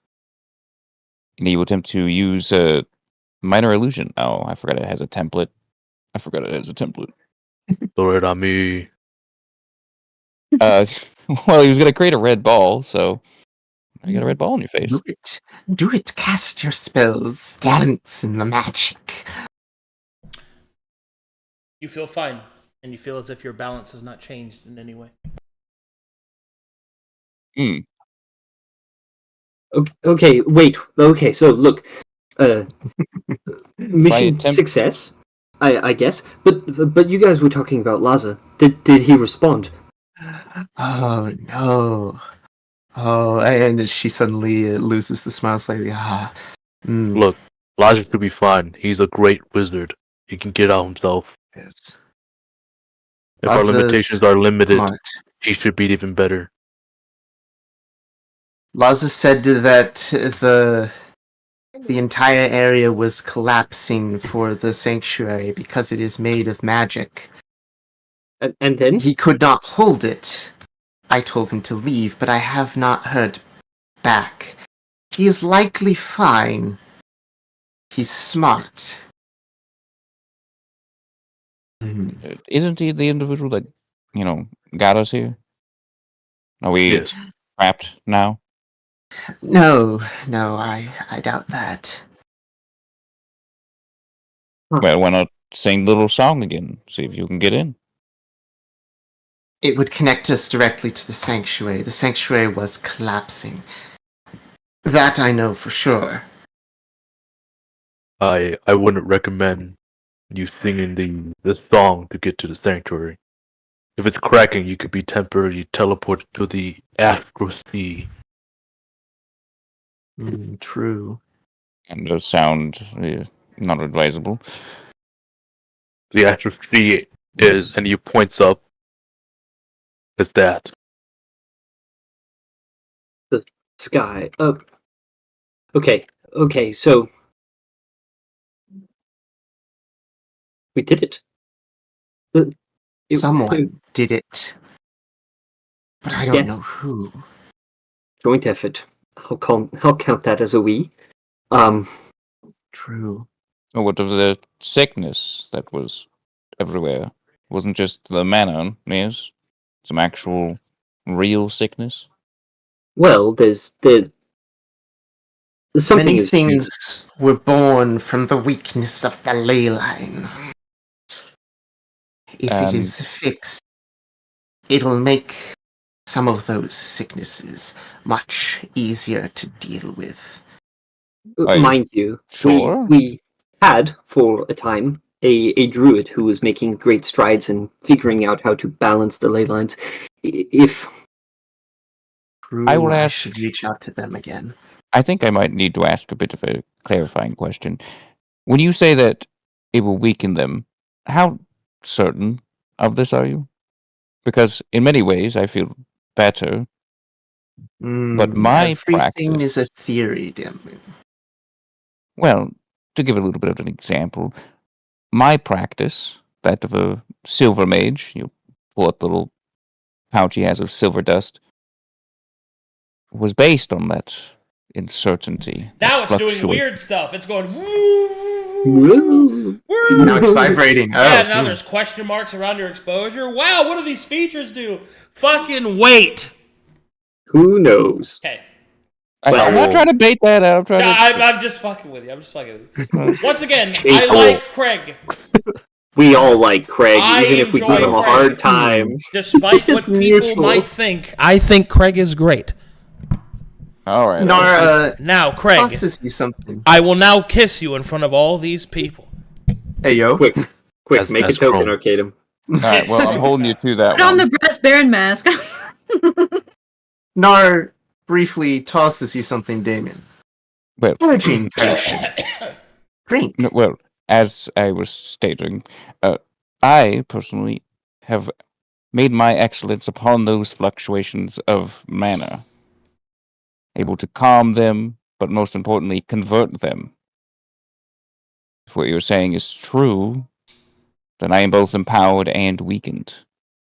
It's quite possible that this sickness might be in a similar state, where certain aspects of it are weakened, but perhaps this balance might make it more difficult in other ways. Try not to get too focused on your victories. I will pull up a couple magical artifacts: the acorn, the tree branch, I was also pulling out the acorn to look at it next. Is it fluctuating in any way? Any abnormal effects? The acorn has started to sprout. Right there in your hand. Great. Is it growing right now? No, not like that, but it's... Things have happened. Oh, great. What is yours looking? It's just a scorched bark acorn. It's the scorched acorn that I've taken through hell and back. It's also sprouting. It lives. She looks at you with these big green eyes. The tree branch I got from the dream, is that some way unaffected?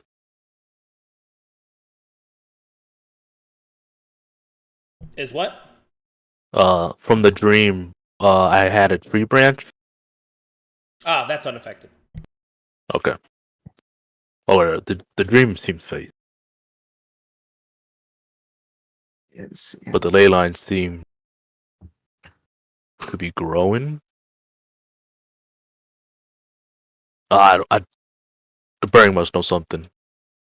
That's not a coincidence that he wants peace and all this stuff is coming.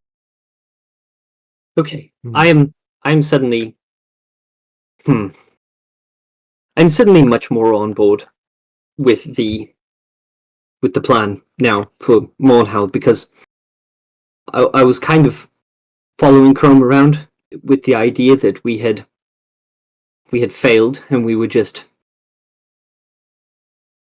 taking out a pity party on attempting to fix something, but we did it. That means that this is in service to the future. It will matter. It won't just last until the ancients decide to flip the place. It's fixed. That means this matters. I'm on board now. But at that library, we only saw 4 other groups, but the books, they were lined up in 10. Of course, something's about to happen here. The books about the other groups. Yes, you are correct. Take the victory where it is. We must prepare to talk to the Baron. The Baron. The Bearing must have something.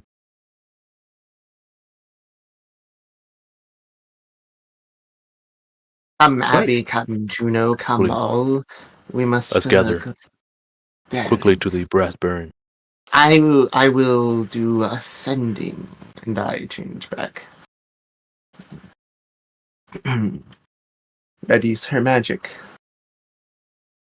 When I look into the bag of silver salts, as I put it back onto my side, is there anything different about it? Fucking, I don't know yet. Okay. Everything's a question mark right now, Craig.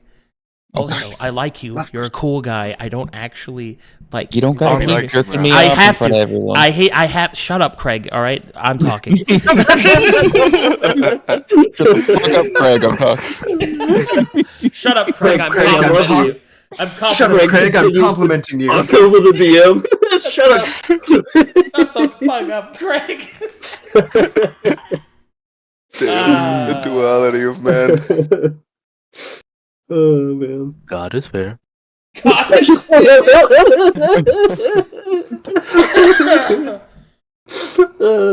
timing. That's so good. But no, to answer your question, and I'm sure the myriad of questions people have, what does that mean for my character build? I don't know yet. There's a very real chance, since we're so close to the end, that I might just not make the mechanical effects take place yet. I gave an initial ruling just because I had something prepared for it. But as I was thinking about it, I was like, man, I don't want a bunch of the exposure-based classes to, especially during their critical fights, suddenly, well, none of my shit works the way it used to. You know what I mean? Fair. But I also don't want to not have things happen because that's unfair to the player choice. So I have to think about it. Yeah. Nuke me, please. Anyway. Opens We wide begin arms. the lynching of all spellcasters in Corvallis. I thought he was gonna say all halflings, but you know, spellcast better. We shall bring peace. And we Look, some of the worst ones are halflings. We're just hard Indeed. drifting into the halfling hate. See, Pro, look, you fit right in. Well, I was looking at Saul when he was talking. I was like, "That's totally what he's gonna say," and he surprised me. So And nodding Christ, along. what Yes, is- halflings. Yes, halflings, of course. You remember the guy? Oh, You remember the guy? he said So something hear else. me out. Elves. Elves. That guy. My fears. So funny. Fuck them all if they ain't human. Fuck them all. Fuck them all. Man, oh man. This is crazy, guys. Out of siege the Brass Baron's home estate right now. And I was more curious for story reasons because I know they're big connected to all the peace stuff with the sorcerers. No, I get it. It's just that I haven't decided what that means for them yet. Okay. I think that also happened like 2 hours ago. So Yeah, like I literally have had no time to even. Right now, Work on it. right now, Thimbletop, inside your purse, all that silver soil is beatboxing until No, it it's got decides the, what it does. you know, in a video game when the texture isn't loading right, that's what. Yeah, it it's is. purple. Oh, dude. Bro, you got the fucking Gmod boxes. G.X485404 You're- failure. I just open it up and it's a giant floating red error. Yeah, red arrow, or the your fucking- pouch is full of little purple D4s. Just a bunch of little Purple pyramids. and black boxes, dude. There's a picture of me holding up a sign saying, "Please wait, we're doing maintenance."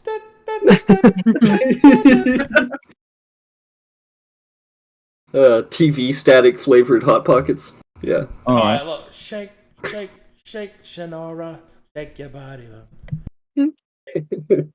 Just opens it and it plays that song every time.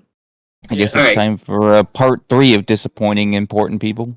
Let's go kick his door down. I mean, talk to him. Part 3 of disappointing important people. I think I won part 1, guys. I think I did a good job. You did a great job. No. Hey, he wanted you to To the confirm naysayer. that he's the best man for the job, and all you did was say, look, some shit's gonna go down, alright? You hit him with the You shit's didn't gonna hit say the that he fan real wasn't. quick, real You fast. didn't say that he wasn't. Chrome. We have to add something to the Regent King's contract there.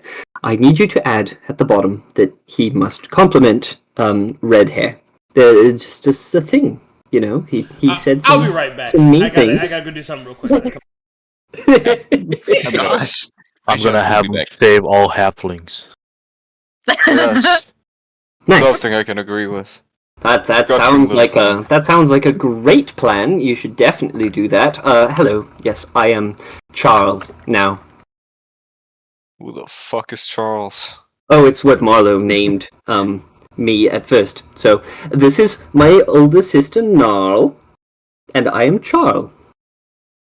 You don't have the lisp about you. When did my name change?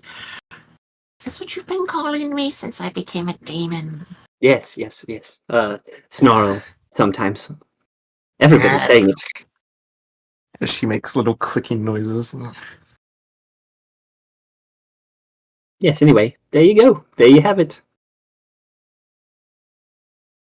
It doesn't change anything about your stature. I've never met a Yeah, that's- midget orc. I'm a very young little sister of Nar. It just yes. I love my believe orcs sister. Never mind. Mr. Saul, have you been that big all along?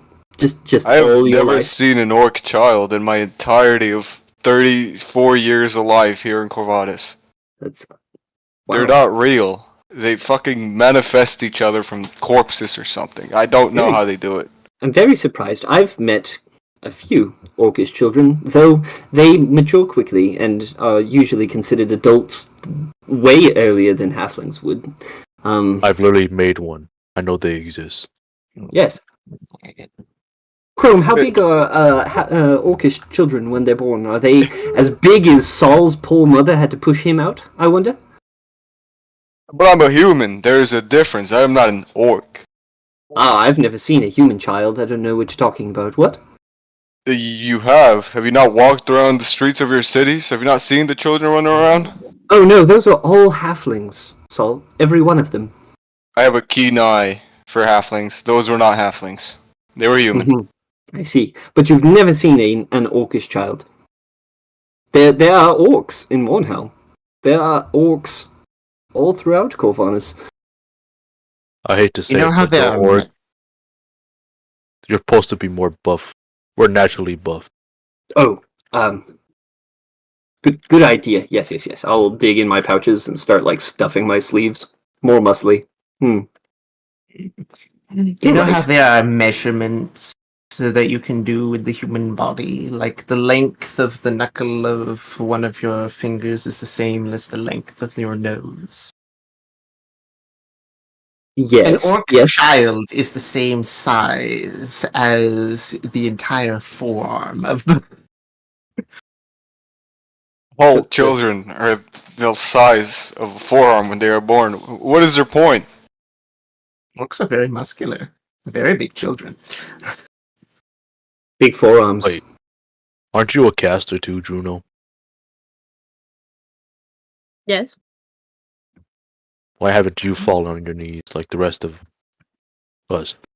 Did you You're feel all different? fucking weaklings. Something happened? Well, I think the one thing that we can point out quickly is a foreign aspect. Mm-hmm. If you're talking about a balance of our lands, her balance was already achieved in another. That would make sense.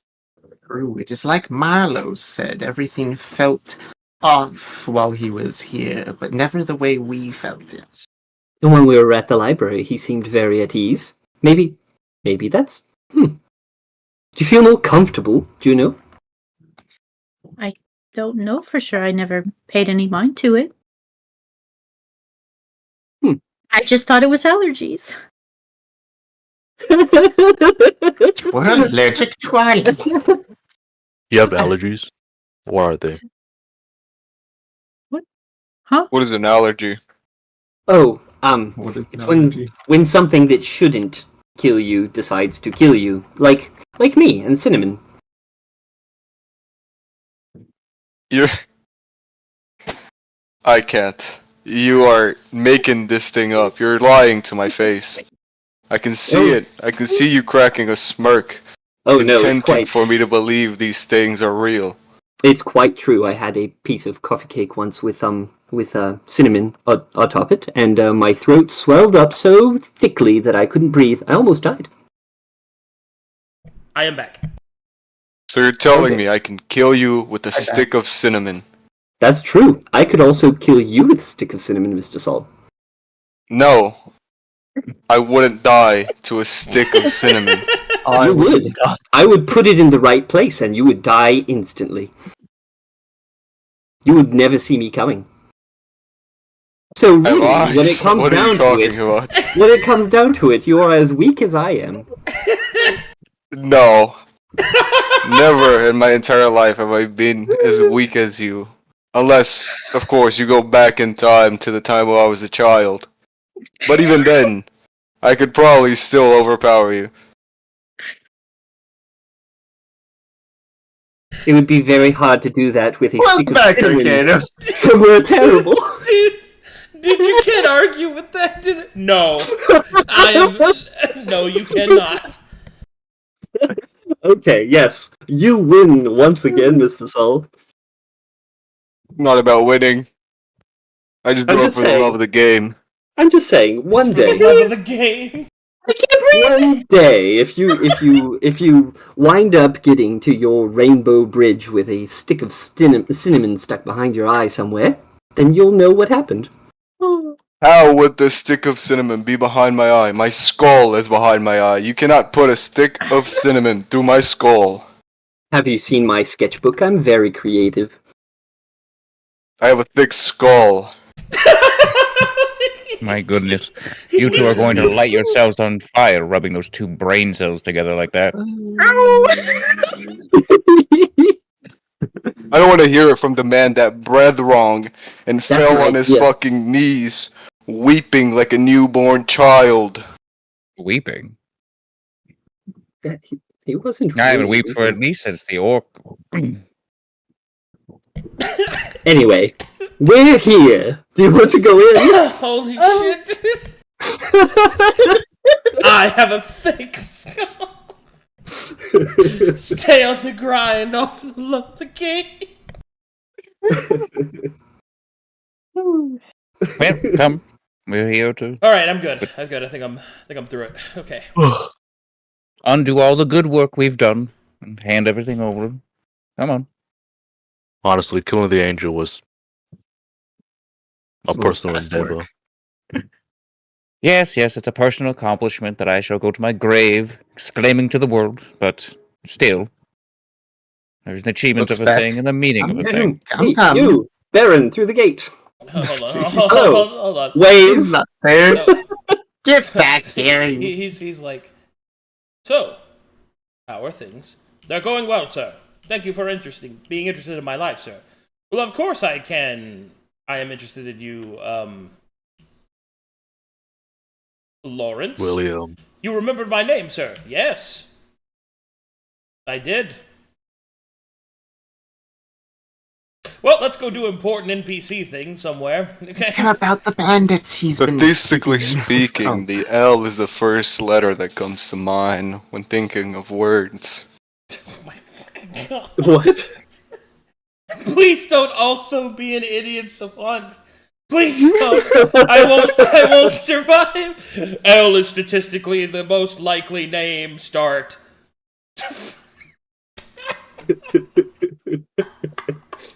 Southerners are weak like that.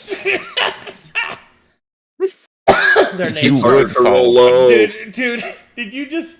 Southerners are weak like that. Their names start with L because they lose. Yes. Great philosophy, me. Thank you, me. Good They job. took the L the first time they were born. Oh, God. Okay, I'm good now. Nars just gonna ready a message for DV. As you approach, one of the guards will approach you. Hello. You have business here? We want to speak with David Lataunt, the Brass Baron. Are you referring to Davian Laton, the Brass Baron? Sure. I see. Emphasis on L. Yes. No. Tell him Chrome Ironjaw is here to speak with him. Who? He The knows you. Carnelian Circle. The Carnelian Circle. What's that? The manager will come up. Pardon me, sir.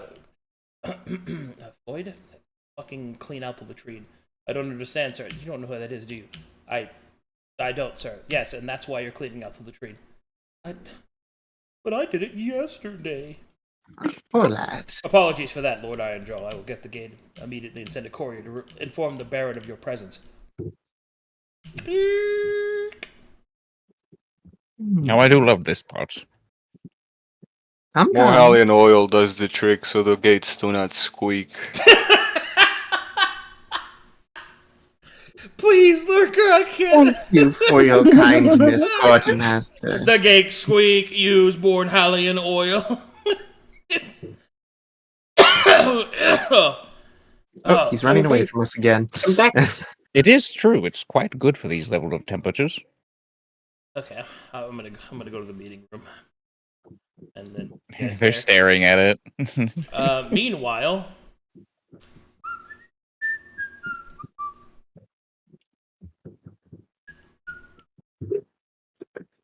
oh, that was weird. That was a guy. You all look poor. Why are you showering yourselves in this fountain? Have you not seen running water? Okay. Don't mind them. They're just busting a little bit.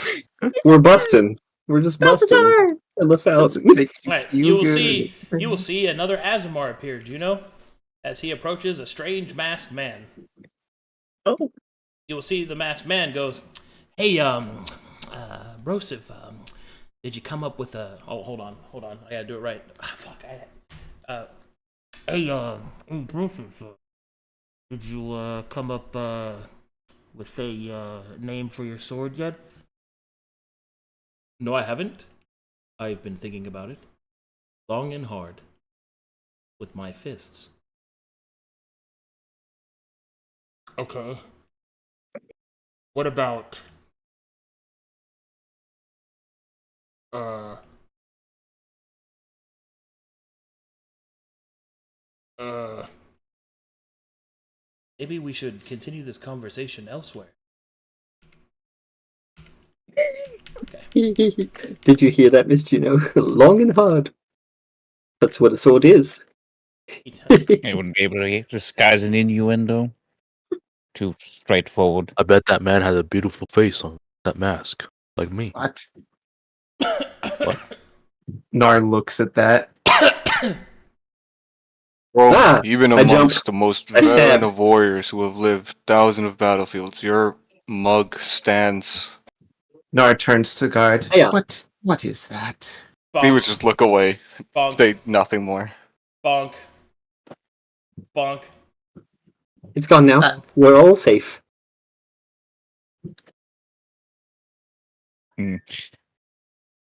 Seems like he's got his own little Very cast good of friend. crew here. Before we meet any more unique individuals, let's please get this over with. Kicks door open. Too late. Oh, here comes another one. Oh, hello. Wow.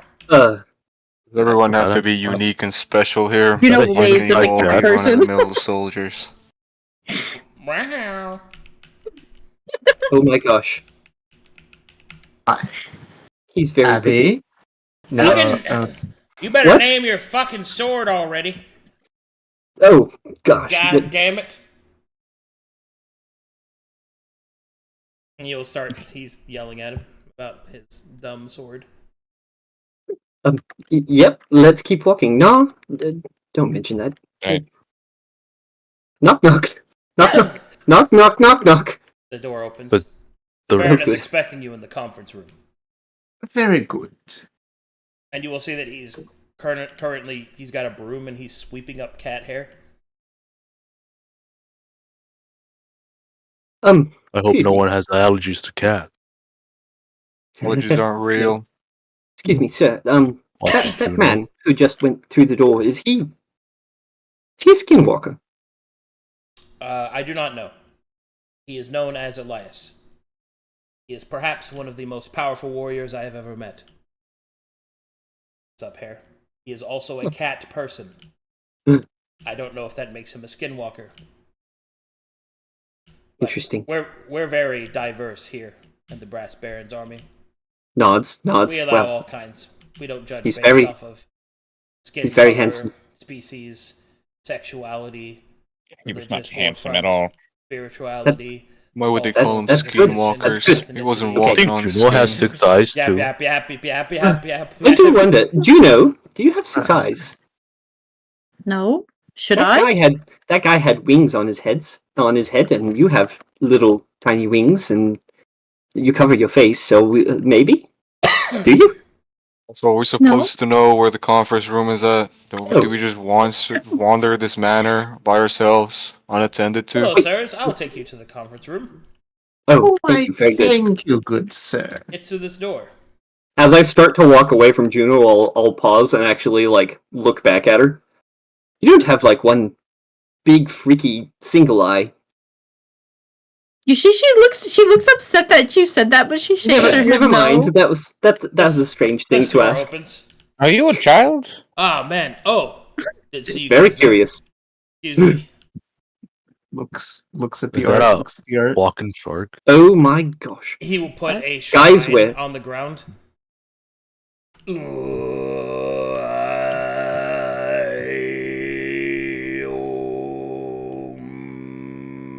Are they meditating? He starts praying to to a creature, whispering out axiomatic services and lines in the language of law.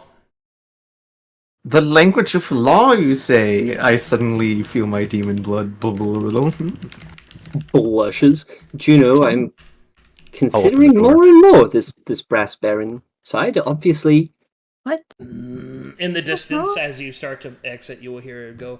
Oh. Realmente me gusta el pescado, pero no de una manera extraña. Yeah, dude, I was thinking about the strange method to like fish as well. Because he's a fish. I know, because he's a fucking shark. Yeah, Spanish joke. As you enter. Be inch closer. Hello, please take a seat. There are seats here, even though they are not drawn on the map. Okay, let me just align myself. Paul doesn't see a seat. He moves this seat to the table right here. Okay. He stands.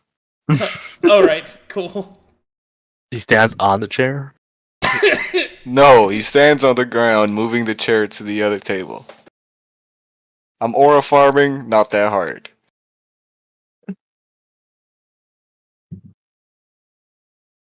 Well then. I hear that you have a message for me from Iron Joe. Yes. I'll slide him the piece of paper, the ledger from the Regent. This is what the Regent demands on peace. 1 year, a duel at the end of it.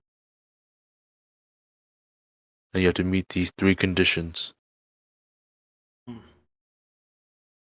Audacious are these conditions, made by a man who is in no position to leverage anything from.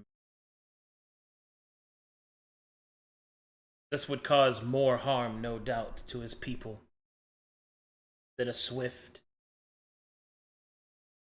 and extreme measure. But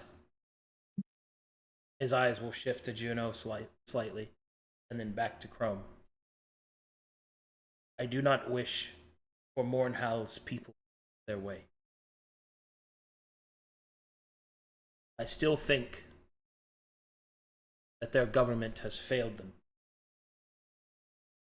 But these these conditions are easily met. Yes, the transportation. I assume that you still want to strike the Pill City.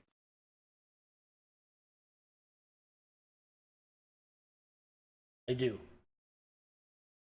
However, recently it has been revealed to me that such a path may lead to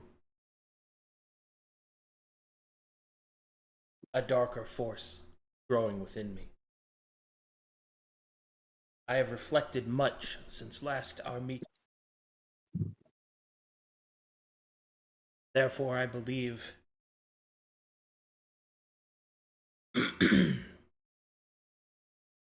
if peace is our mission and unity the aim, there are greater forces.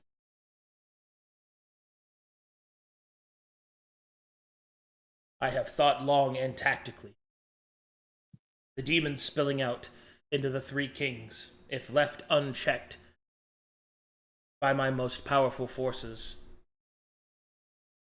will lead to a fall of the 3 kings, and then the rest, Corvanus, will be swarmed, devoured by them.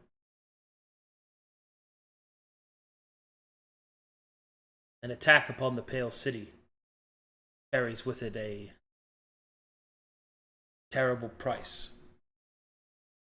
I will admit that I am contorted on my decision. If I may ask, what is that price? It was revealed to me that the price of conquering is greater than loss of life. It is the loss of culture and identity. I have allowed aspects of my empire, I wouldn't say empire, aspects of my initiative to allow reprehensible action with a flimsy shield of necessity. I do not wish to become the individual that I was shown to be, as Juno. But the task I have to ask of you is more than I have any right to ask, especially of one who has sacrificed so much. But I remember your words at the Carnelian Circle. I remember the words that last we shared. And I think that you may be the only hope that I have. I cannot allow my interests in the Pale City to go unmoored. I have my best upon it. There is a chance that hope might be with them, that an enemy to be conquered may yet be a friend. That case, it would spell an even greater doom for demonkind. And I, for one, have grown tired of making concessions and compromises. I feel as if they have eaten away at me. I ask this of you, Chrome. Fight with me. Not as a member of my barony, for there are mercenaries, hundreds and countless. Your strength was proven in the defeat of the angel. If you could slay an angel, then perhaps you may also slay a demon. The more powerful, the better. And they are not lacking in powerful than the host that threatens to swallow Corvanus. Agamemnon has gathered quite the force, and if we are to have any hope striking that creature down, we need to do it together. Yeah. Rome is taken aback from this conversation with the brass bearing, as he's always been ambitious. Chrome, for the first time, instead of looking down at this, what he thought a kid, a man with experience. I am speechless. I thought coming here was a foolish mistake. Something happened.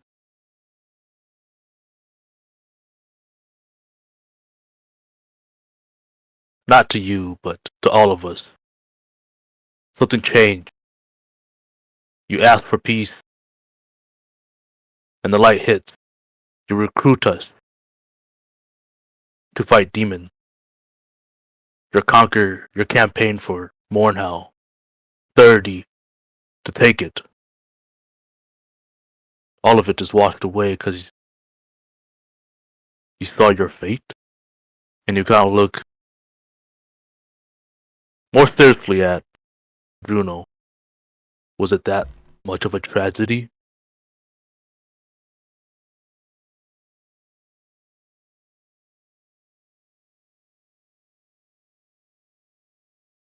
The brass baron will state, I know not how to answer your words. I will admit mine. My convictions have only strengthened, but they are purer now. They are more straightforward, and they have revealed much of myself. I have an additional request, but it is for the Carnelian Circle, if you may act as their spokesperson. I am, and 2 others are still present. Speak your request. Nar smirks across the rooms. He will look at the 2 presented and will say, I must give up my claims to your forges to entice the regent, Mornhal. I humbly request, do you have space for more people? The downtrodden and the trapped. The city was built for refugees. I've taken many all over Corvinus. Taken in the brass-bearing men. They're simply another refugees of the war. They'll happily take you in. It is not me. He will then slowly shift a ledger over to you. It is time I washed away the sins of. Nar glances over your shoulder at it. Yeah, I'll provide it to the other two who reads it. You will see a ledger filled with the recorded accounts of generations of families in servitude to the Brass Baron, Davian to the Laton family, those that mine their mines and work their fields, indentured to a debt they could never hope to pay, no better than slaves. And each of them, or most of them, of the Anvanti people. I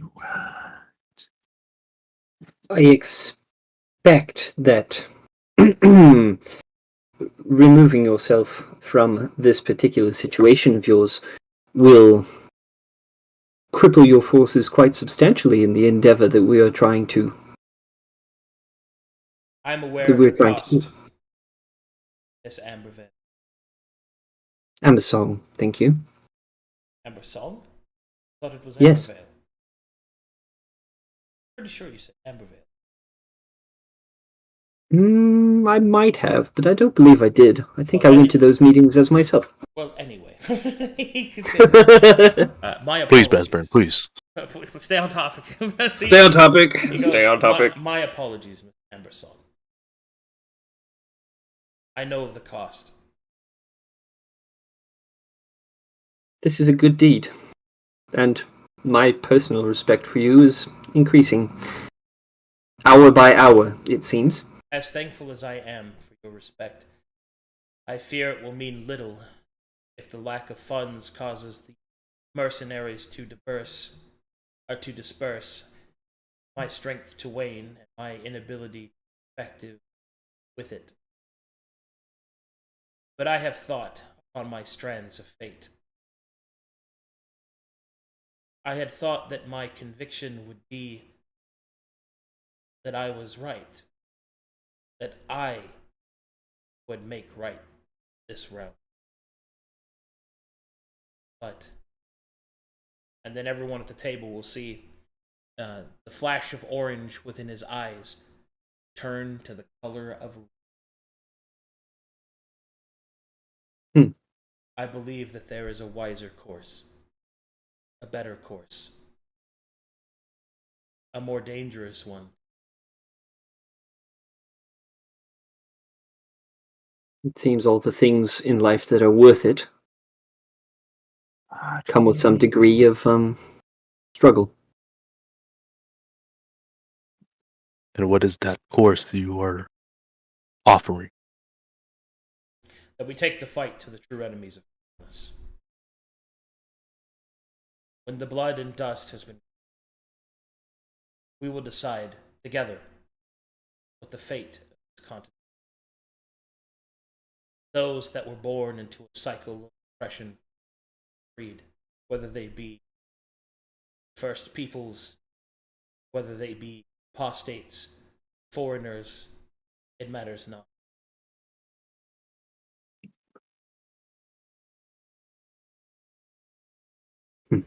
There is no point if all cannot share in it. And such a price I would be willing to pay.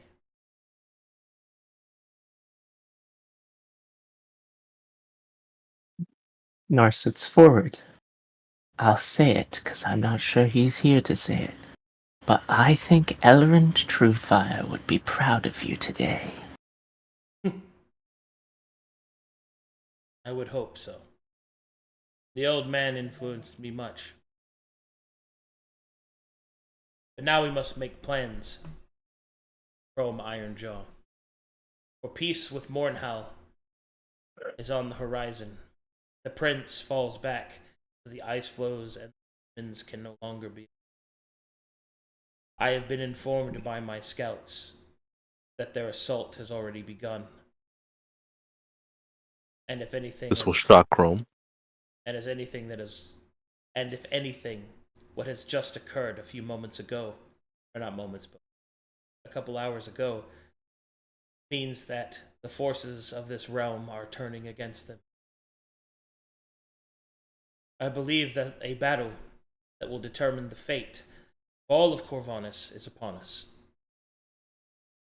My shadows go where I cannot. I would ask that you and your companions join me in the hopes that we might stop this demon incursion from escaping the northern mountains, and hope that our forces to the south can hold them.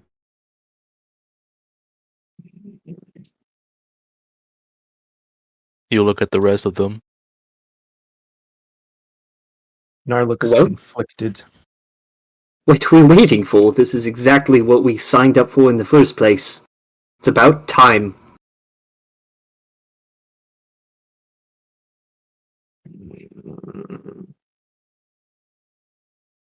Yes. You look at Juno. I brought peace. Care to aid me one more time against the demon? If you would have me. I look at Damien. Demons are always your enemy. Care to slaughter some?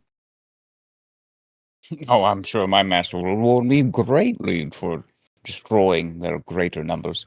I have no issue with this.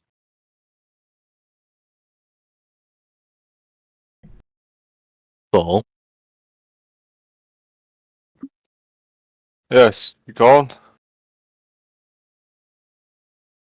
care to kick in some demons? Dalton, I shall follow you wherever you may go, as long as Arcadum does not turn its blades on my lord, then I am here to stay.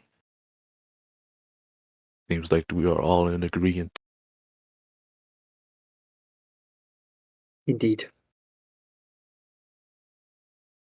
Chrome will stand. And you put an arm out. The Brass Baron will stand. And will shake hands with Chrome. Again. It's okay. And will embrace Crow. High five, but they both miss like twice. They're like bro hug on the side, like yeah. yeah, bro. Yeah. Oh no, Miss goes all the way around and grabs his ass. My bad.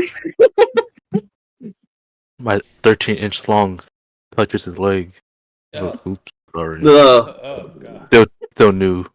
That's alright. His 15 Oh, inch, his 15 my. inch will strike your knee. Okay, good. Hey. Are Well, you fucking guys having a sword fight? What the fuck glad going on? we're all allies now. Very And good. then the other 12 inch will hit the other knee. What I'm going the? to go. What? I'm going to go Fucking talk to one of those hot guys I saw outside earlier. Very good. Everything is going according to plan. Perfect. We'll be at the wall. I have means to travel. It's no coincidence that I end up here. I don't know what you know, but I have the ability to teleport to almost across the old continent.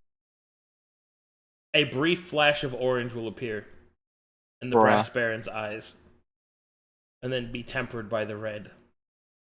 And then he will say, "Very well. Shall write out some battle plans. We'll have to make this strike matter. The demons know not that we are coming. We should take advantage of this surprise." Yes. Fast and easy. I'll go tell the Regent King about this good news, and perhaps I can. No, I'd rather stay as a traitor to in their eyes.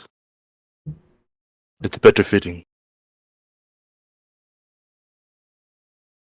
Come. We have peace to bring to the Regent.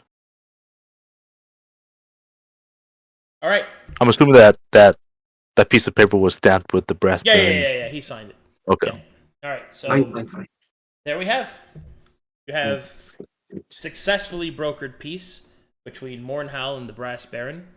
Due to player actions, the Brass Baron's fate has been altered. The course of who he will be in the end has changed. The Avanti in his mines have been released and are given a new home all their own. These critical actions will have unforeseen consequences, both good and ill. No, we got trained miners coming into our city. Let's go. For what is to come. I'll say that, Craig. Alrighty. Shut your bitch ass. And so that is that. We will pick it up next time. Price of Peace. Nice. Good session. Goodness gracious. Yeah. An actual incredible session for realsies. I was actually shocked with the brass bearing. Mm-hmm. Actually, what? Yeah, what a good story. Shocked that he considered peace. Yeah. Well, I thought we were on a billing slope. It's a really big deal what Juno did, man. Like it's a very different thing revealing somebody the fate that they might become. Because she was right, and she said all the right things. You know, like, this is the person that you may become, and it's the thing that he hates. I mean, I'm well aware of the hypocrisy and stuff that I put in the Brass Baron. Like, I wanted to make a compelling character. You know? He's a guy. Not a perfect one. And I always thought it would be really, really cool to see what people would say when you find out, oh, he has slaves. He inherited them. You know, I kind of based it off of, like, you know, our founding fathers created this country, but they were also slave owners. So it's one of those things, right? Yeah. It's very compelling to me to see players react.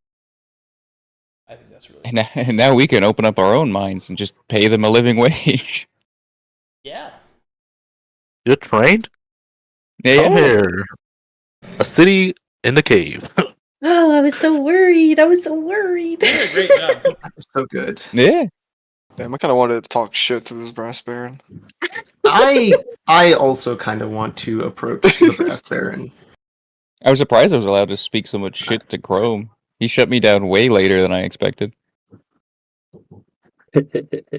Yeah, he didn't care until you mentioned his people, and I was like, all right. Yeah, because he was trying to poke you. He was like, "Are you sure about this?" No, you got fucking banished. Anyway, Lol. good stuff, guys. Great now session. I'm kind of sure as well. Absolutely amazing session. Alrighty, that's going to be it for today. Thanks for watching, everybody. Thanks for. No, we got fan art. We do? got fan art. We do? Yeah. Oh, we did. Yeah. Yeah. Oh, we do. Oh, okay. Let me go. And shit posting. Rome is thick skulled. Oh, you got some Brass Baron fan art. Really? Yeah. Davian Laton. It's perfect because it's red too. Right? Amazing. We didn't put a new week divider up. That's okay. I have the divider up. It's just the 25th. Where's the boy kid? Oh. Oh, God. Not that. Please stop.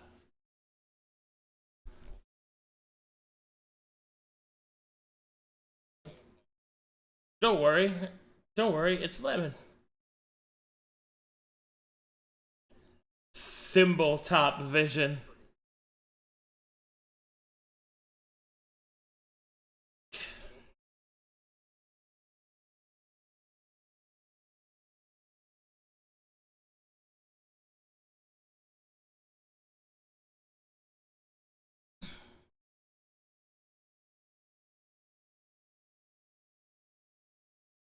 Boy kisser. Oh, God. All